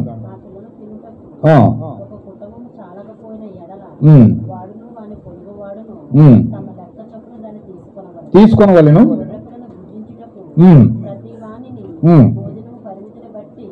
లెక్కింపవలను. నిర్దోషమైన ఏడాది మగపిల్లను తీసుకునవలను. గొర్రెల్లో నుండి మేకల్లో దాన్ని తీసుకునవలను. ఈ నెల 14వ దినం వరకు దాన్ని ఉంచుకునవలను. తర్వాత ఇశ్రాయేలు సమాజ వారందరూ తమ తమ కుటుంబంలో సాయంకాలం దాన్ని చంపి దాని రక్తము కొంచెం తీసి తాము దాన్ని తిని ఇండ్ల ద్వారపు బండపు 2 నిలువ కమ్ముల మీద పైకమ్మి మీద చల్లి ఆ రాత్రి వారు అగ్ని చెట్ట కాల్చబడిన మాంసమును పొంగని రొట్టెను తినవలను. చేదు కూరలతో దాన్ని తినవలను. హల్లెలూయా. ఇప్పుడు ఆ గొర్రెపిల్ల గాని మేకపిల్ల గాని వాళ్ళు చంపి సాయంకాలం అందు దాన్ని చంపి దాని రక్తము తీసుకొని తాము తిని ఇండ్ల ద్వారం మీద ఆ కమ్ముల మీద రక్తాన్ని చల్లుకోవాలట. హల్లెలూయా. అంటే ఆ గొర్రెపిల్ల తీసుకుని ఖచ్చితంగా దాన్ని సాయంకాలంలో చంపాలి. ఎప్పుడు పడితే అప్పుడు చంపేది కుదరదు. ఎప్పుడు చంపాలండి? సాయంకాలంలోనే చంపాలి. ఎప్పుడు పడితే అప్పుడు చంపేది కుదరదు. అందుకే యేసుక్రీస్తు ప్రభురాత్రి భోజనం సాయంకాల సమయంలో ఇచ్చాడు. ఎప్పుడు చేయాలి ప్రభురాత్రి భోజనం అండి? సాయంకాల సమయం. ఇది ఈ సాయంకాల సమయంలోనే ప్రభురాత్రి భోజనం చెయ్యాలి. సాయంకాల సమయంలోనే. అబ్బే మా ఆడవాళ్ళందరూ రావట్లేదండి, ఇంటికి భర్తలు పంపించట్లేదు, మేము ఇంట మధ్యాహ్నం చేస్తామంటే కుదరదు. హల్లెలూయా. లేకపోతే మా ఇష్టం వచ్చిన సమయాల్లో చేసుకుంటామండి, కుదరదండి. అలా కుదరదు. అది దాన్ని చంపి ఎప్పుడు చంపాలండి? సాయంకాలంలోనే చంపి. అందుకే యేసుక్రీస్తు సాయంకాల సమయంలోనే 3 గంటల సమయం దాటిన తర్వాత చనిపోయాడు ఆయన సిలువలో. హల్లెలూయా. ఇశ్రాయేల్ పస్కా సాయంకాలంలో చేశారు. యేసుక్రీస్తు పస్కా సాయంకాలంలో ఇచ్చాడు. ఆయన చనిపోవడమే సిలువలో సాయంకాలంలో చనిపోయాడు. అన్ని సాయంకాలంలో జరుగుతున్నాయి. ఇప్పుడు ప్రభురాత్రి భోజనం చేయవలసిన సాయంకాలంలో ఇష్టం వచ్చినట్టు చేసేసి దాన్ని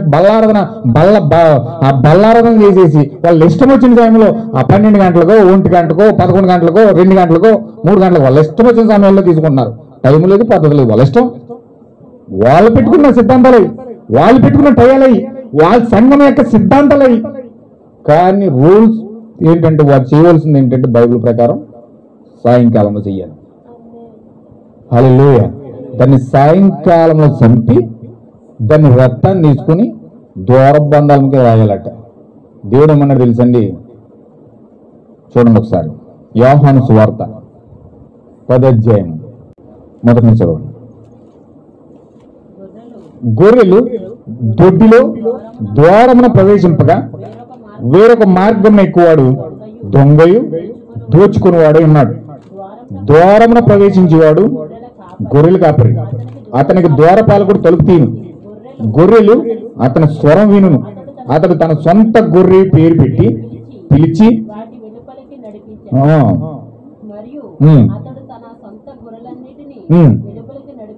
వెలుపలికి నడిపించినప్పుడల్లా నడుచును.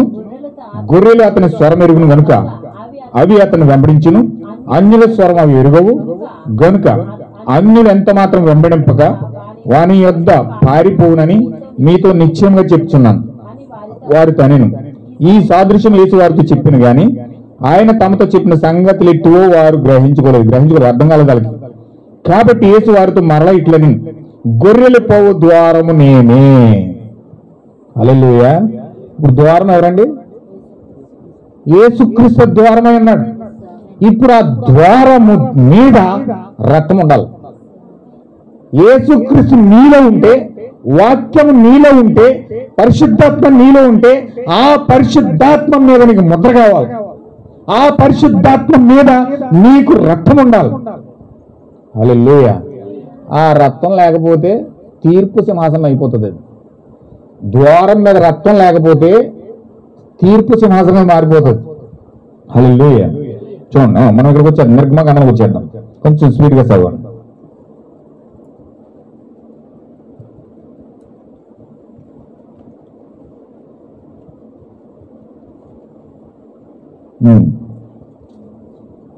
పన్నెండు 4 5.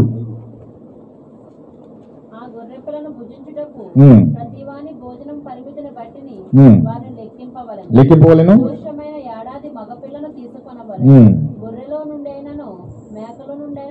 దాన్ని తీసుకుని వచ్చును. ఈ నెల 14వ దినం వరకు దాన్ని ఉంచుకొనవలెను. తరువాత ఇశ్రాయేలు సమాజ వారందరూ తమ తమ కూటములు సాయంకాలం దాన్ని చంపి రక్తము తాము దాన్ని తిని ఇండ్లపు ద్వారబంధం మీద 2 నిలువ కమ్ముల మీద పైకమ్మ మీద చల్లి ఆ రాత్రి వారు అగ్ని చేత కాల్చబడిన మాంసమును పొంగ రొట్టెలు తినవాలని, చేదు కూరలతో దాన్ని తినవాలని. ఇప్పుడు ద్వారము యేసుక్రీస్తు అయితే ఇల్లు ఎవరు? ఏమండి? ద్వారం యేసుక్రీస్తు అయితే ఇల్లు ఎవరు? నీ హృదయమే ఇల్లు. నీ హృదయమే ఇల్లు. ఆ ఇంటికి ద్వారం ఎవరంటే యేసుక్రీస్తు. నీ ఇంటికి ద్వారంగా యేసుక్రీస్తు ఉన్నాడు అనుకోండి, నీ ఇంటికి ద్వారంగా యేసుక్రీస్తు ఉన్నాడు అనుకోండి, దెయ్యాలు ఎవరైనా వస్తే ఆపుతాడు అక్కడ, రోగాలు ఏమైనా వస్తే ఆపుతాడు అక్కడ, సమస్యలు ఏమైనా వస్తే ఆపుతాడు అక్కడ, పాపం ఏమైనా వస్తే ఆపుతాడు అక్కడ, అన్ని కంట్రోల్ చేస్తాడు ద్వారంగా ఉండి. ఒకవేళ ఆయన ద్వారంగా కనుక లేకపోతే ఏ పడితే ఇంటికి వచ్చేస్తాయి. హల్లెలూయా. లోకంలో ఉన్న కార్యాలన్నీ నీలోకి వచ్చేస్తాయి. లోకంలో ఉన్న చెత్త అంతా నీలోకి వచ్చేస్తుంది. ప్రతి పాపం ప్రతి దాన్ని ఆహ్వానించేసి రాని రాని రాని అంట నువ్వు. కానీ ఆయన ద్వారంగా ఉన్నాడనుకో, ఏది పరిశుద్ధమైందో దాన్నే తీసుకొస్తాడు లోపలికి. హల్లెలూయా. అందుకే గొర్రెలు పోవు ద్వారం నేనన్నాడు ఆయన. నీ హృదయం ఇల్లు అయితే ఆ ఇంటికి ద్వారంగా ఆయన ఉండాలి. ఆ ద్వారంగా ఆయన ఉన్నప్పుడే నువ్వు శక్తిగా ఉంటావు. నువ్వు క్షేమంగా ఉండాలంటే నీకు ఆయన ద్వారంగా ఉండాలి. ఆ ద్వారంగా ఆయన ఉంటమే కాదు, కానీ ఆ ద్వారం మీద రక్తం ఉండాలి. హల్లెలూయా. అంటే ద్వారం అంటే వాక్యం. వాక్యానికి ఏం కావాలండి? ఆత్మ కావాలి. వాక్యానికి ఏం కావాలి? పరిశుద్ధాత్మ లేకుండా వాక్యం చదివితే ఏం అర్థం కదండి. అంత గెలిబిలి గెలిబిలి గెలిబిలి గెలిబిలి. వాక్యం ఇలా రాశాడు అలా రాశాడు ఇలా రాశాడని మనం ఏం చదివేస్తాం, కానీ ఏం అర్థం కాదు. ఏ స్థానంలో ఎక్కడ పెట్టాలో నీకు అర్థం కావాలంటే వాక్యానికి ఆత్మ కావాలి. హల్లెలూయా. అందుకే యేసుక్రీస్తు ఎప్పుడైతే బాప్తిజం పొందుకున్నాడో ఆ బాప్తిజం పొందుకున్న మరుక్షణమే పౌరం వలె పరిశుద్ధాత్మ అభిషేకం ఆయన మీకు వచ్చింది. ఆయనే వాక్యం. ఆది యందు వాక్యం ఉండేను, వాక్యము దేవుని యొద్ద ఉండేను, వాక్యమే దేవుడై ఉండేను, ఆ వాక్యమే శరీరధారి అయి మన మధ్యలోకి వచ్చింది. అయితే ఆ వాక్యాన్ని ఎవరు అభిషేకిస్తున్నారు? పరిశుద్ధాత్మ వచ్చి అభిషేకిస్తుంది. అంటే అభిషేకం ఆయన మీదకి వస్తుంది. హల్లెలూయా. అంటే వాక్యం మీదకి పరిశుద్ధాత్మ రావాలి. పరిశుద్ధాత్మ మీద అంటే రక్తమై ఉంది. ఇప్పుడు రక్తం ఆ ద్వారం మీద లేకపోతే ఖచ్చితంగా ఆ వాక్యం పనిచేయదు. హల్లెలూయా. చూడండి, మనం ముందుకు వెళ్దాం. ఆ రాత్రి వారు కాల్చబడిన మాంసం పొంగ రొట్టెలు తినవలను, చేదు కూరలతో దాన్ని తినవలను, దాని తలను దాని కాళ్ళను దాని ఆత్మలను అగ్నితో కాల్చి దాన్ని తినవలను. ఏం చేయాలండి? అగ్నితో కాల్చి వాక్యం తినాలి. అగ్ని అంటే దాన్ని పరిశుద్ధాత్మ బాప్తిజం అంటున్నాం. పరిశుద్ధాత్మ బాప్తిజం లేకుండా వాక్యాన్ని చదవద్దు. పరిశుద్ధాత్మ బాప్తిజం లేకుండా ప్రభురాత్రి భోజనం తీసుకోవద్దు. పరిశుద్ధాత్మ బాప్తిజం లేకుండా ఎంత మాత్రం కూడా దేవుని టచ్ చేయడం కూడా ప్రయత్నం చేయకూడదు. హల్లెలూయా. ఏదో దేవుడు ఒక చిన్న చిరుపానికి ఇస్తే దేవుడు దీవించేస్తాడు, లేకపోతే మనకు పరలోకం ఇచ్చేస్తాడు, లేకపోతే ఏదో చిన్న బాప్తిజం పొందితే దేవుడు పరలోకం తీసుకెళ్ళిపోతాడు అని ఏదో సంఘంలో కొంచెం కూర్చుని వెళ్ళిపోతే ఏం ఉపయోగం లేదు దానివల్ల. ఖచ్చితంగా మనకు ఉపయోగం కలగాలంటే, ప్రభురాత్రి భోజనం మనకు ఆశీర్వాదకరంగా మారాలంటే మనము పరిశుద్ధాత్మ బాప్తిజం పొందుకుని ఆ రొట్టె రసం తీసుకోవాలి. లేకపోతే అర్హత లేదండి. అగ్ని చేత కాల్చబడకుండా ఆ మాంసాన్ని తినకూడదు. ఆ మాంసాన్ని తిన్నామంటే ఖచ్చితంగా అగ్ని చేత కాల్చబడాలి. పరిశుద్ధాత్మ మంటతో మండాలి. దేవుడు నీలో కదలాలి. ఆ ఉద్యోగం నీలో కదలాలి. దేవుని కోసం నువ్వు ఖచ్చితంగా స్ట్రాంగ్ గా నిలబడాలి. వాక్యం కోసం నిలబడాలి. నేను నిలబడతానని నిశ్చయిత ఉంటేనే అందులో అడుగు పెట్టాలి. హల్లెలూయా. చదువుతాం కిందకి. దానిలో ఉడికినది ఉడకనదైనను నీళ్లతో వండబడినదైనను తిననే. పచ్చి పచ్చిగా ఉండేసిన ఎవరైనా తినేస్తారండి? ఏదో సగం సగం ఉండేసిన వెళ్ళి పొయ్యిలో పెట్టి కొంచెం మంటెట్టి వెంటనే ఉడికిపోతుందని చెప్పేసి సగం సగం ఉడికిచ్చేసి తినేసారు. ఎలా ఉంటుంది అది? ఎలా ఉంటుందండి? ఎవరికైనా పెడితే వామిటింగ్ చేసేసుకుంటుంది. మామూలుగా పచ్చి పచ్చిగా వండుకుంటే ఎలా ఉంటుంది? వామిటింగ్ వచ్చేది తింటే. హల్లెలూయా. వాకింగ్ కూడా అలాగే వామిటింగ్ వచ్చేది. చెప్పారులేండి, ఏం చెప్పారు కానీ చెప్పబడుతున్నారు, ఏం అర్థం కాలేదు నాకు. వాంతి వచ్చేసి ఇలా సరాగా వచ్చేసింది, తలపోటు వచ్చేసి నాకు ఏం చేసేది అర్థం కాలేదంట. హల్లెలూయా. అంటే ఉడికి ఉడకని తింటే మనకు ఎలా ఉంటుందంటే వికారంగా ఉంటుంది. అందుకే చాలా మంది కళ్ళబుల్లు కొబ్బుర్లన్నీ చెప్పేసి సోది చెప్పేసి ఏదో టైం పాస్ చేసేసి 4 విషయాలు చెప్పేసి దేవుడిని దీవించిన కాకంటారు అంతే. ఇంకా అక్కడ అది మించి తప్పు దాన్ని ఏం కనబడదు. ఏమిరా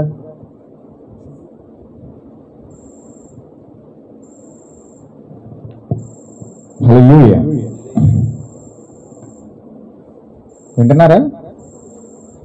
ఏదో టైం పాస్ చేసి 4 మాటలు చెప్పేసి దేవుడిని దీవించిన కాకంటే అయిపోయింది. అసలు వాళ్ళకి వాక్యం వస్తుందో ఉడికని తింటున్నారు, ఆ సగం తింటున్నారు, ఆ ఉడకండి వాంటింగ్ వచ్చేటట్టు తింటున్నారు, ఏం చేస్తున్నారు ఏం అర్థం కావట్లేదు. హల్లెలూయా. వాక్యం కనుక ఉడకని తింటే మన జీవితాలు ఎలా ఉంటాయండి? పందిలా ఉంటాయి. ఆ పంది ఎలా బతుకుతుందో మన జీవితాలు కూడా అలాగే ఉంటాయి. దానికి మంచి చెడు ఏం తెలియదండి. దాన్ని ఇష్టం వచ్చినట్టు ఎక్కడ కావాలంటే అక్కడికి వెళ్తుంది, ఏది చేయమంటే అది చేస్తుంది, ఏ వెళ్ళిపోవాలంటే అటు వెళ్ళిపోద్ది, ఏ బురదలోకి దూరమంటే దూరేస్తుంది, ఏ చిక్కుల్లోకి వెళ్ళిపోమంటే ఏ కంపల్లోకి వెళ్ళిపోమంటే దాని ఇష్టమండి. ఎలాగైనా వెళ్ళిపోతుంది. దాన్ని అసలు అడిగోడు ఎవలేడు, ఒకవేళ అడిగినా ఎందది, ఒక ఆపినా ఎందది, దాన్ని ఇష్టం వచ్చినట్టు వెళ్ళిపోతుంది. దాని దారే ఎవడు దానికి కాపరనే ఉండడు. గొర్రెలకైతే కాపరు ఉంటాడు, జాగ్రత్తగా పక్క నుండి ఆ అటు మేపి ఇటు మేపి ఎక్కడ మేతుంది అక్కడ తోలుకెళ్ళి చక్కగా దానికి కాపలా కాస్తూ మేస్తాడు. పందికైతే ఎవడ మేపక్కర్లేదు, అసలు కాపరే ఉండడు దానికి. దాన్ని ఇష్టం వచ్చినట్టు వెళ్ళిపోద్ది, బురదలో కాపలితే బురదలో దూరతుంది వెళ్ళి. పంది యొక్క జీవితం మన జీవితం ఒకలాగా ఉంటుంది. ఎప్పుడు ఉడకని తింటుంది. వాక్యం అర్థం కాకపోతే మన ఇష్టం వచ్చిన కార్యాలన్నీ చేస్తాం. అడిగేవాడు ఉన్నాడు, చేసేవాడు ఉన్నాడు. నీకు మీరే రాజు, నీకు నేనే రాని అన్నట్టు ఉంటుంది. ఎవడు నన్ను అడిగేవాడు, ఎవడు నేను సమాధానం చెప్పుకోవాలి, ఎవరు నేను చెప్పుకోవాల్సిన అవసరం లేదు. ఏదైనా చేయగలుగుతావు, ఏ పాపమైనా చేయగలుగుతావు, ఏ మాటైనా మాట్లాడగలుగుతావు, ఏ కార్యమైనా నువ్వు చేయడానికి వెనకం చెయ్యవు. బూతులు మాట్లాడతావు, వ్యభిచారం చేస్తావు, పాపం చేస్తావు, ఏది చేసినా నేను అడిగేవాడు ఉన్నాడు. ఏది ఎక్కడ చేయాలి అక్కడ చేసేస్తావు. హల్లెలూయా. కానీ ఒక్క గనక నువ్వు గొర్రె అయితే వెనకాల ఒక కాపరు ఉన్నాడని చెప్పి, నా ప్రభు అయిన యేసుక్రీస్తు నాకు కాపరని చెప్పి ఆ దేవుడికి భయపడి ఆయన చెప్పిన వాక్యాన్ని బట్టి నువ్వు నడవడానికి ప్రయత్నం చేస్తావు. ఆయన చెప్పిన వాక్యాన్ని బట్టి లోబడి, అయ్యో నా ప్రభుకి ఇది ఇష్టం లేదు, అయ్యో నా ప్రభుకి ఇష్టం లేదు, నా ప్రభుకి ఇది ఇష్టం, నేను ఇలా చేయాలి, నేను ఇలా ఉండాలి, ఎక్కడికక్కడ ఒక నిబంధనతో ముందుకు వెళ్ళడానికి ప్రయత్నం చేస్తావు. వెచ్చలివిడిగా అయిపోయావు అనుకో, వెచ్చలివిడిగా వెళ్ళిపోతున్నావు అనుకో, ఇంకా అసలు నీకు కాపరే నువ్వు ఒక పంది అన్నట్లు లెక్క. హల్లెలూయా. అయితే ఖచ్చితంగా ఉడకండి ఏ మాత్రం కూడా మనం తినకూడదు. నీళ్ళలో వండబడిందైనను తినకూడదు. ఉదయకాలం వరకు దానిలో దేది మిగిలింపకూడదు. ఉదయకాలం వరకు దానిలో మిగిలిన అగ్గితో కాల్చివేయవలని. మీరు దాన్ని తినవలసిన విధమేమనగా మీ నడుము కట్టుకొని, మీ చెప్పులు తొడుక్కొని, మీ కర్రలు చేత పట్టుకొని త్వరపడుచు దాన్ని తినవలని. ఇది యెహోవాకు పస్కా బలి. ఆ రాత్రి నేను ఐగుప్తు దేశమందు సంచరించి ఐగుప్తు దేశమందరి మనుషుల్లో గాని జంతువుల్లో గాని తొలి సంతతంతయు హతము చేసి ఐగుప్తు దేవతలందరికీ తీర్పు తీర్చేదను. నేను యెహోవాను. మీరున్న ఇండ్ల మీద రక్తము మీకు గుర్తుగా ఉండును. నేను ఆ రక్తమును చూసి మిమ్మల్ని నశింప చేయక దాటిపోయేదను. నేను ఐగుప్తు దేశమును పాడు చేయుచుండగా మిమ్మల్ని సంహరించడానికి తెగులు మీ మీదకి రాదు. హల్లెలూయా. ఎంతమందికి అర్థమవుతుందండి? అనేక మంది వాక్యాన్ని కలిగి ఉన్నారండి, అనేక మంది చర్చిలకు వెళ్తున్నారు.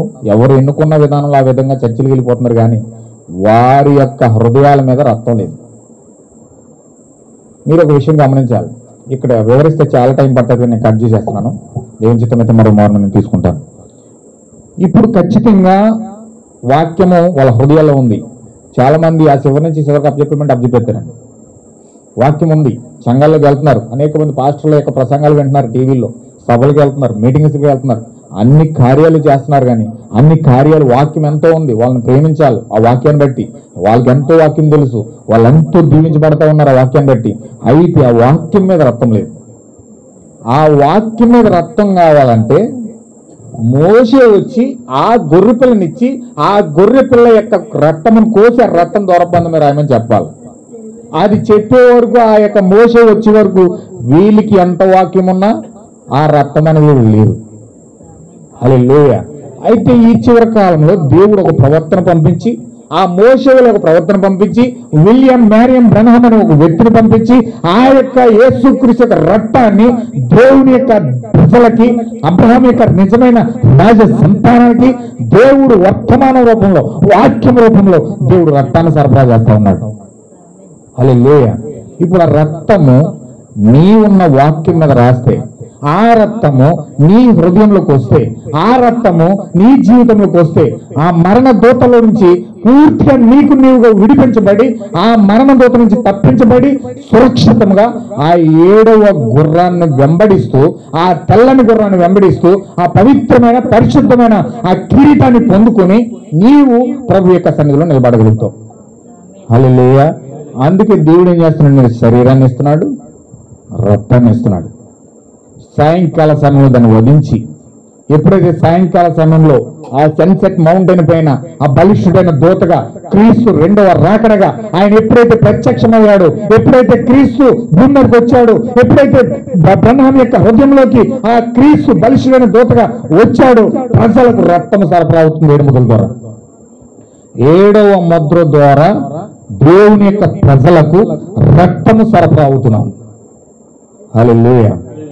వాక్యము కాదు కానీ వాక్యము నీ యొద్ద ఉంది. వాక్యము కల్వరి శిలువలో ఇవ్వబడింది. వాక్యము అపోస్తుల ద్వారా ఇవ్వబడింది. వాక్యము ఆ యొక్క వాక్యాన్ని నువ్వు ఎప్పుడైతే పొందుకున్నావో, ఆ యొక్క కార్యములకు ఎప్పుడైతే వెళ్ళావో, ఆ కార్యాల మీద, ఆ వాక్యం మీద దేవుని యొక్క రక్తము 7వ ముద్ర ద్వారా బలిష్ఠుడైన దూతగా నీలోకి వచ్చి ఒక ముద్రగా మారుతా ఉన్నాడు ఆయన. హల్లెలూయా. ఎప్పుడైతే 7వ దూత ద్వారా నువ్వు ఎప్పుడైతే వాక్యంగా మారుతా ఉన్నావో, వాక్యాన్ని పొందుకున్నావో, అపోస్తుల బోధలో ప్రవేశించావు, యేసుక్రీస్తు నామములో బాప్తిజం పొందావు, ప్రభురాత్రి భోజనం తీసుకుంటా ఉన్నావు, పాద పరిచర్య చేస్తా ఉన్నావు, ఆ బోధనంతా వెంబడిస్తూ ఆ 7 లక్షణాలు పొందుకొని నువ్వు ఎప్పుడైతే ఎదుగుతా ఉన్నావో, ఆ సహోదర ప్రేమ వరకు ఎప్పుడైతే ఎదిగావో, ఆ బలిష్ఠుడైన దూత రక్తము నీలోనికి వచ్చి నిన్ను ముద్రిస్తా ఉంది. హల్లెలూయా. ఇప్పుడు గదిలో పెట్టిన తాళం వేసిస్తే బయట ఎవరు వెళ్తున్నారో, ఏం జరుగుతుందో, బయట ఎంత చెత్త ఏదైనా జరుగుతుందో ఎవరికైనా తెలుస్తుందండి? కరోనా టైంలో ఏం చేశారండి? కిటికీలు కూడా తీయలేదు ఎవరు. ఒకవేళ కిటికీలు తిట్టే గాలి వచ్చి ఎక్కడ మన మీద పడిపోతుందండి. ఎంత పకడ్బందీగా బంధించుకోవాలి అంత బంధించుకున్నారు కరోనా టైంలో. అదే మరణదూత ఆ రూపంలో వచ్చింది. తలుపులన్నీ బిగించేసి చాలా భద్రంగా దాక్కున్నారు. దేవుడు కూడా మరణదూత వచ్చినప్పుడు రహస్య గదిలో పరిశుద్ధాత్మ ద్వారా నేను ముద్ర వేసి నిన్ను అలా దాచేస్తున్నాడు. హల్లెలూయా. నువ్వు అంత భద్రంగా దేవుని చేతిలో ఉన్నావంటే పరిశుద్ధాత్మ ముద్ర వేసుకుని, పరిశుద్ధాత్మ బాప్తిజం పొందుకొని నువ్వు ముద్ర క్షేమంగా ఉన్నావంటే పరలోకం వెళ్ళే వరకు నేను కదిపివాడు లేడు. ఎత్తబడే వరకు, మధ్యాకాశంలోకి వెళ్ళే వరకు అస్సలు నిన్ను దెయ్యం కాదు కదా, వాడు ఏ మాత్రం కూడా నీ అంచును కూడా తాకలేడు. అంత భద్రంగా దాచబడి ఉంటావు. ఎప్పుడంటే దేవుని యొక్క రక్తము చేత నువ్వు ముద్రించబడినప్పుడు, పరిశుద్ధాత్మ బాప్తిజం చేత నీవు పరిపూర్ణంగా ముద్రించబడినప్పుడు దేవుడు పరిపూర్ణంగా నేను మధ్యాకాశంలోకి వెళ్ళే వరకు భద్రంగా ఉంచేతాడు. అయితే ఈ రాత్రి మనం ఖచ్చితంగా ఆయన మనకు దూరంగా ఉండాలి, ఆ రక్తం వచ్చి మనం ముద్రించాలి, ఆ పరిశుద్ధాత్మ అగ్ని చేత కాల్చబడిన వాక్యాన్ని మనం తినాలి. ఎప్పుడైతే అవన్నీ కూడా మనం చేస్తా ఉన్నామో దేవుడు ఆ పరిశుద్ధాత్మ బాప్తిజం చేత ముద్రించి మధ్యాకాశం తీసుకెళ్ళడానికి మనం సిద్ధపరుస్తూ ఉన్నాడు. అది ఖచ్చితంగా మనము మధ్యాకాశంలోకి వెళ్ళాలంటే, ఎత్తబడే వధువుగా, ఎత్తబడే గుంపులో నువ్వు ఉండాలంటే, ఈ భూమి అంతా కూడా మొత్తం సర్వ ప్రపంచమంతా ఆ యొక్క వాడి ఆధీనంలో, అంత్యక్రీస్తు యొక్క ఆధీనంలోనికి, ఆ పాండురవర్ణ గుర్రం మీద ప్రయాణించే వాడి యొక్క ఆధీనంలోకి వెళ్ళిపోతా ఉంటే నీవు మాత్రం ఖచ్చితంగా మధ్యాకాశంలోకి వెళ్తా ఉన్నావు. ఈ తెల్లని గుర్రం నేరుగా మధ్యాకాశంలో తీసుకెళ్తుంది. ఈ యొక్క పాండురవర్ణ గుర్రం నేరుగా 3:30 స్థానంలోకి తీసుకెళ్తుంది. ఏ గుర్రం ఎక్కుతావు నువ్వు? పాండురవర్ణ గుర్రం ఎక్కితే నేరుగా మహాశ్రమంలోకి వెళ్ళిపోతుంది. అది తెల్లని గుర్రం ఎక్కితే అది ఖచ్చితంగా మధ్యాకాశం తీసుకెళ్తుంది. ఏ గుర్రం ఎక్కుతావు అన్నది రాత్రి నువ్వే డిసైడ్ చేసుకోవాలి. తెల్లని గుర్రం ఎక్కుతావా, ఆ యొక్క వర్తమానం అనే గుర్రం ఎక్కుతావా, విలియం మ్యారియం బ్రనహం తీసుకొచ్చిన వర్తమానాన్ని అంగీకరిస్తావా, దాన్ని పరిపూర్ణంగా హృదయంలో చేర్చుకుంటావా, యేసుక్రీస్తుని దూరంగా ఉంచుకుంటావా, ఆ ద్వారం పైన రక్తం పూసుకుంటావా, నువ్వు సురక్షితంగా భద్రంగా ఉండి నేరుగా మధ్యాకాశంలోకి వెళ్ళిపోతావు. ఒకవేళ ఏమి నాకు వద్దని తీసుకెళ్ళి శుభ్రంగా పాండురవర్ణ గుర్రం ఎక్కేస్తావా, నేరుగా మహాశ్రమంలోకి వెళ్ళిపోతావు. తీర్పు ధవల సింహాసనం తీర్పు వెళ్ళే వరకు నువ్వు ఆ యొక్క భద్రంగా ఆ యొక్క మహాశ్రమ కాలంలో భయంకరమైన శిక్షలను అనుభవిస్తూ, చాలా భయంకరమైన యాతన అనుభవిస్తూ ఆ యొక్క మహాశ్రమ కాలంలో తేలి శిక్షలను అనుభవించి ఆ పాతాలను వెళ్ళిపోయి మరలా ధవల సింహాసనం తీర్పులో నిలబడి అక్కడ తీర్పు పొందుకొని యుగ యుగాల నిత్య నరకాగ్నికి వెళ్ళిపోతావు. ఇంకా ఈ ఆత్మకి శాంతి లేదు. హల్లెలూయా. జాగ్రత్త గుర్తుపెట్టుకోండి, మనుషులు చచ్చిపోతారు కానీ ఆత్మలు చావు. మనుషులు చచ్చిపోతారు కానీ ఆత్మలు చావు. మనం శరీర సంబంధంగా ఎలా బతికమన్నది కాదు, మన ఆత్మ రక్షించబడిందో లేదో చూసుకోవాలి. మన ఆత్మ పరలోకం వెళ్తుందా పాతాళం వెళ్తా చెక్ చేసుకోవాలి. మన ఆత్మకు మరణం లేదు, వెళ్తే పాతాళం వెళ్ళాలి లేకపోతే పరలోకం వెళ్ళాలి. చచ్చిన మనిషి మట్టిలో కాలితే మట్టిలో నీటిలో కలిసిపోతాడు, కప్పెడితే మట్టిలో కలిసిపోతాడు, కానీ లోపల ఆత్మ ఉంది. ఆ ఆత్మను మనం కాపాడుకోవాలి. ఆ ఆత్మను మనం భద్రంగా ఉంచుకుంటే, ఖచ్చితంగా భద్రంగా ఉంచాలనుకుంటే ఖచ్చితంగా 7వ గుర్రం పైన 7వ ముద్ర ద్వారా ప్రభు యేసుక్రీస్తు ప్రయాణం చేస్తూ ఉన్నాడు. పాండురవర్ణ గుర్రం మీద ఆ జాన్ పాల్ పోప్ అనే వ్యక్తి ప్రయాణం చేస్తూ ఉన్నాడు సిద్ధాంతాలతో. మనకు సిద్ధాంతాలు కావాలా, వాకింగ్ కావాలా? ఏ గుర్రం ఎక్కుతావు? ఈ రాత్రి నువ్వు డిసైడ్ చేసుకొని ఖచ్చితంగా మనం ప్రార్థన చేయండి. మోకరించి, ప్రభువా నేను ఖచ్చితంగా ఏ గుర్రం ఎక్కాలనుకుంటా ఉన్నాను, నువ్వు నన్ను ఎన్నుకున్నావు, నువ్వు నన్ను ఏర్పాటు చేసుకున్నావు, ఖచ్చితంగా నేను ఆ యొక్క తెల్లని గుర్రం ఎక్కుతాను, తెల్లని గుర్రం పైన ప్రయాణం చేస్తాను. నాకు మధ్యాకాశంలో నీతో విందు కావాలి, నీ పరిశుద్ధాత్మ కావాలి, నీవు నాకు ద్వారంగా ఉండాలి, నీవు నాకు రక్షణగా ఉండాలి, నీ రక్తం నా మీద పని చేయలేను. ఒకవేళ మీ హృదయపూర్వకంగా కోరుకుంటే మోకాళ్ళు తీసి ప్రార్థన చేసి అడగండి. లేదు నాకు ఏది వద్దు, నేను ఎంజాయ్ చేస్తాను లోకంలో, నా ఇష్టం వచ్చినట్టు వెళ్తాను, పందిలాగా నా ఇష్టం వచ్చినట్టు తిరుగుతాను, నేను పాండురవర్ణ గుర్రం ఎక్కుతాను, పాతాళానికి వెళ్ళిపోయిన పర్లేదు, శ్రమల కాలాలకు వెళ్ళిపోయిన పర్లేదు, ఎక్కడికి వెళ్ళిపోయిన పర్లేదు అనుకుని ఒకవేళ డిసైడ్ చేసుకున్నావు అంటే నువ్వు ప్రార్థన చేయొద్దు. ఒకవేళ ఖచ్చితంగా ప్రభువా నాకు పరిశుద్ధాత్మ కావాలి, నువ్వు నాకు ద్వారంగా ఉండాలి, నేను ఆ మధ్యాకాశంలో ఉండాలి, నీతో సహవాసం కావాలి, నీతో విందు కావాలి, నేను అవన్నీ కూడా నీకు కావాలని అనిపిస్తే హృదయపూర్వకంగా ఈ క్షణమే ఈ రాత్రి మోకరించి ప్రార్థించండి. దేవుడి వాక్యం దీవించిన గాక. ఈ క్షణమే మోకరించి ప్రార్థించండి.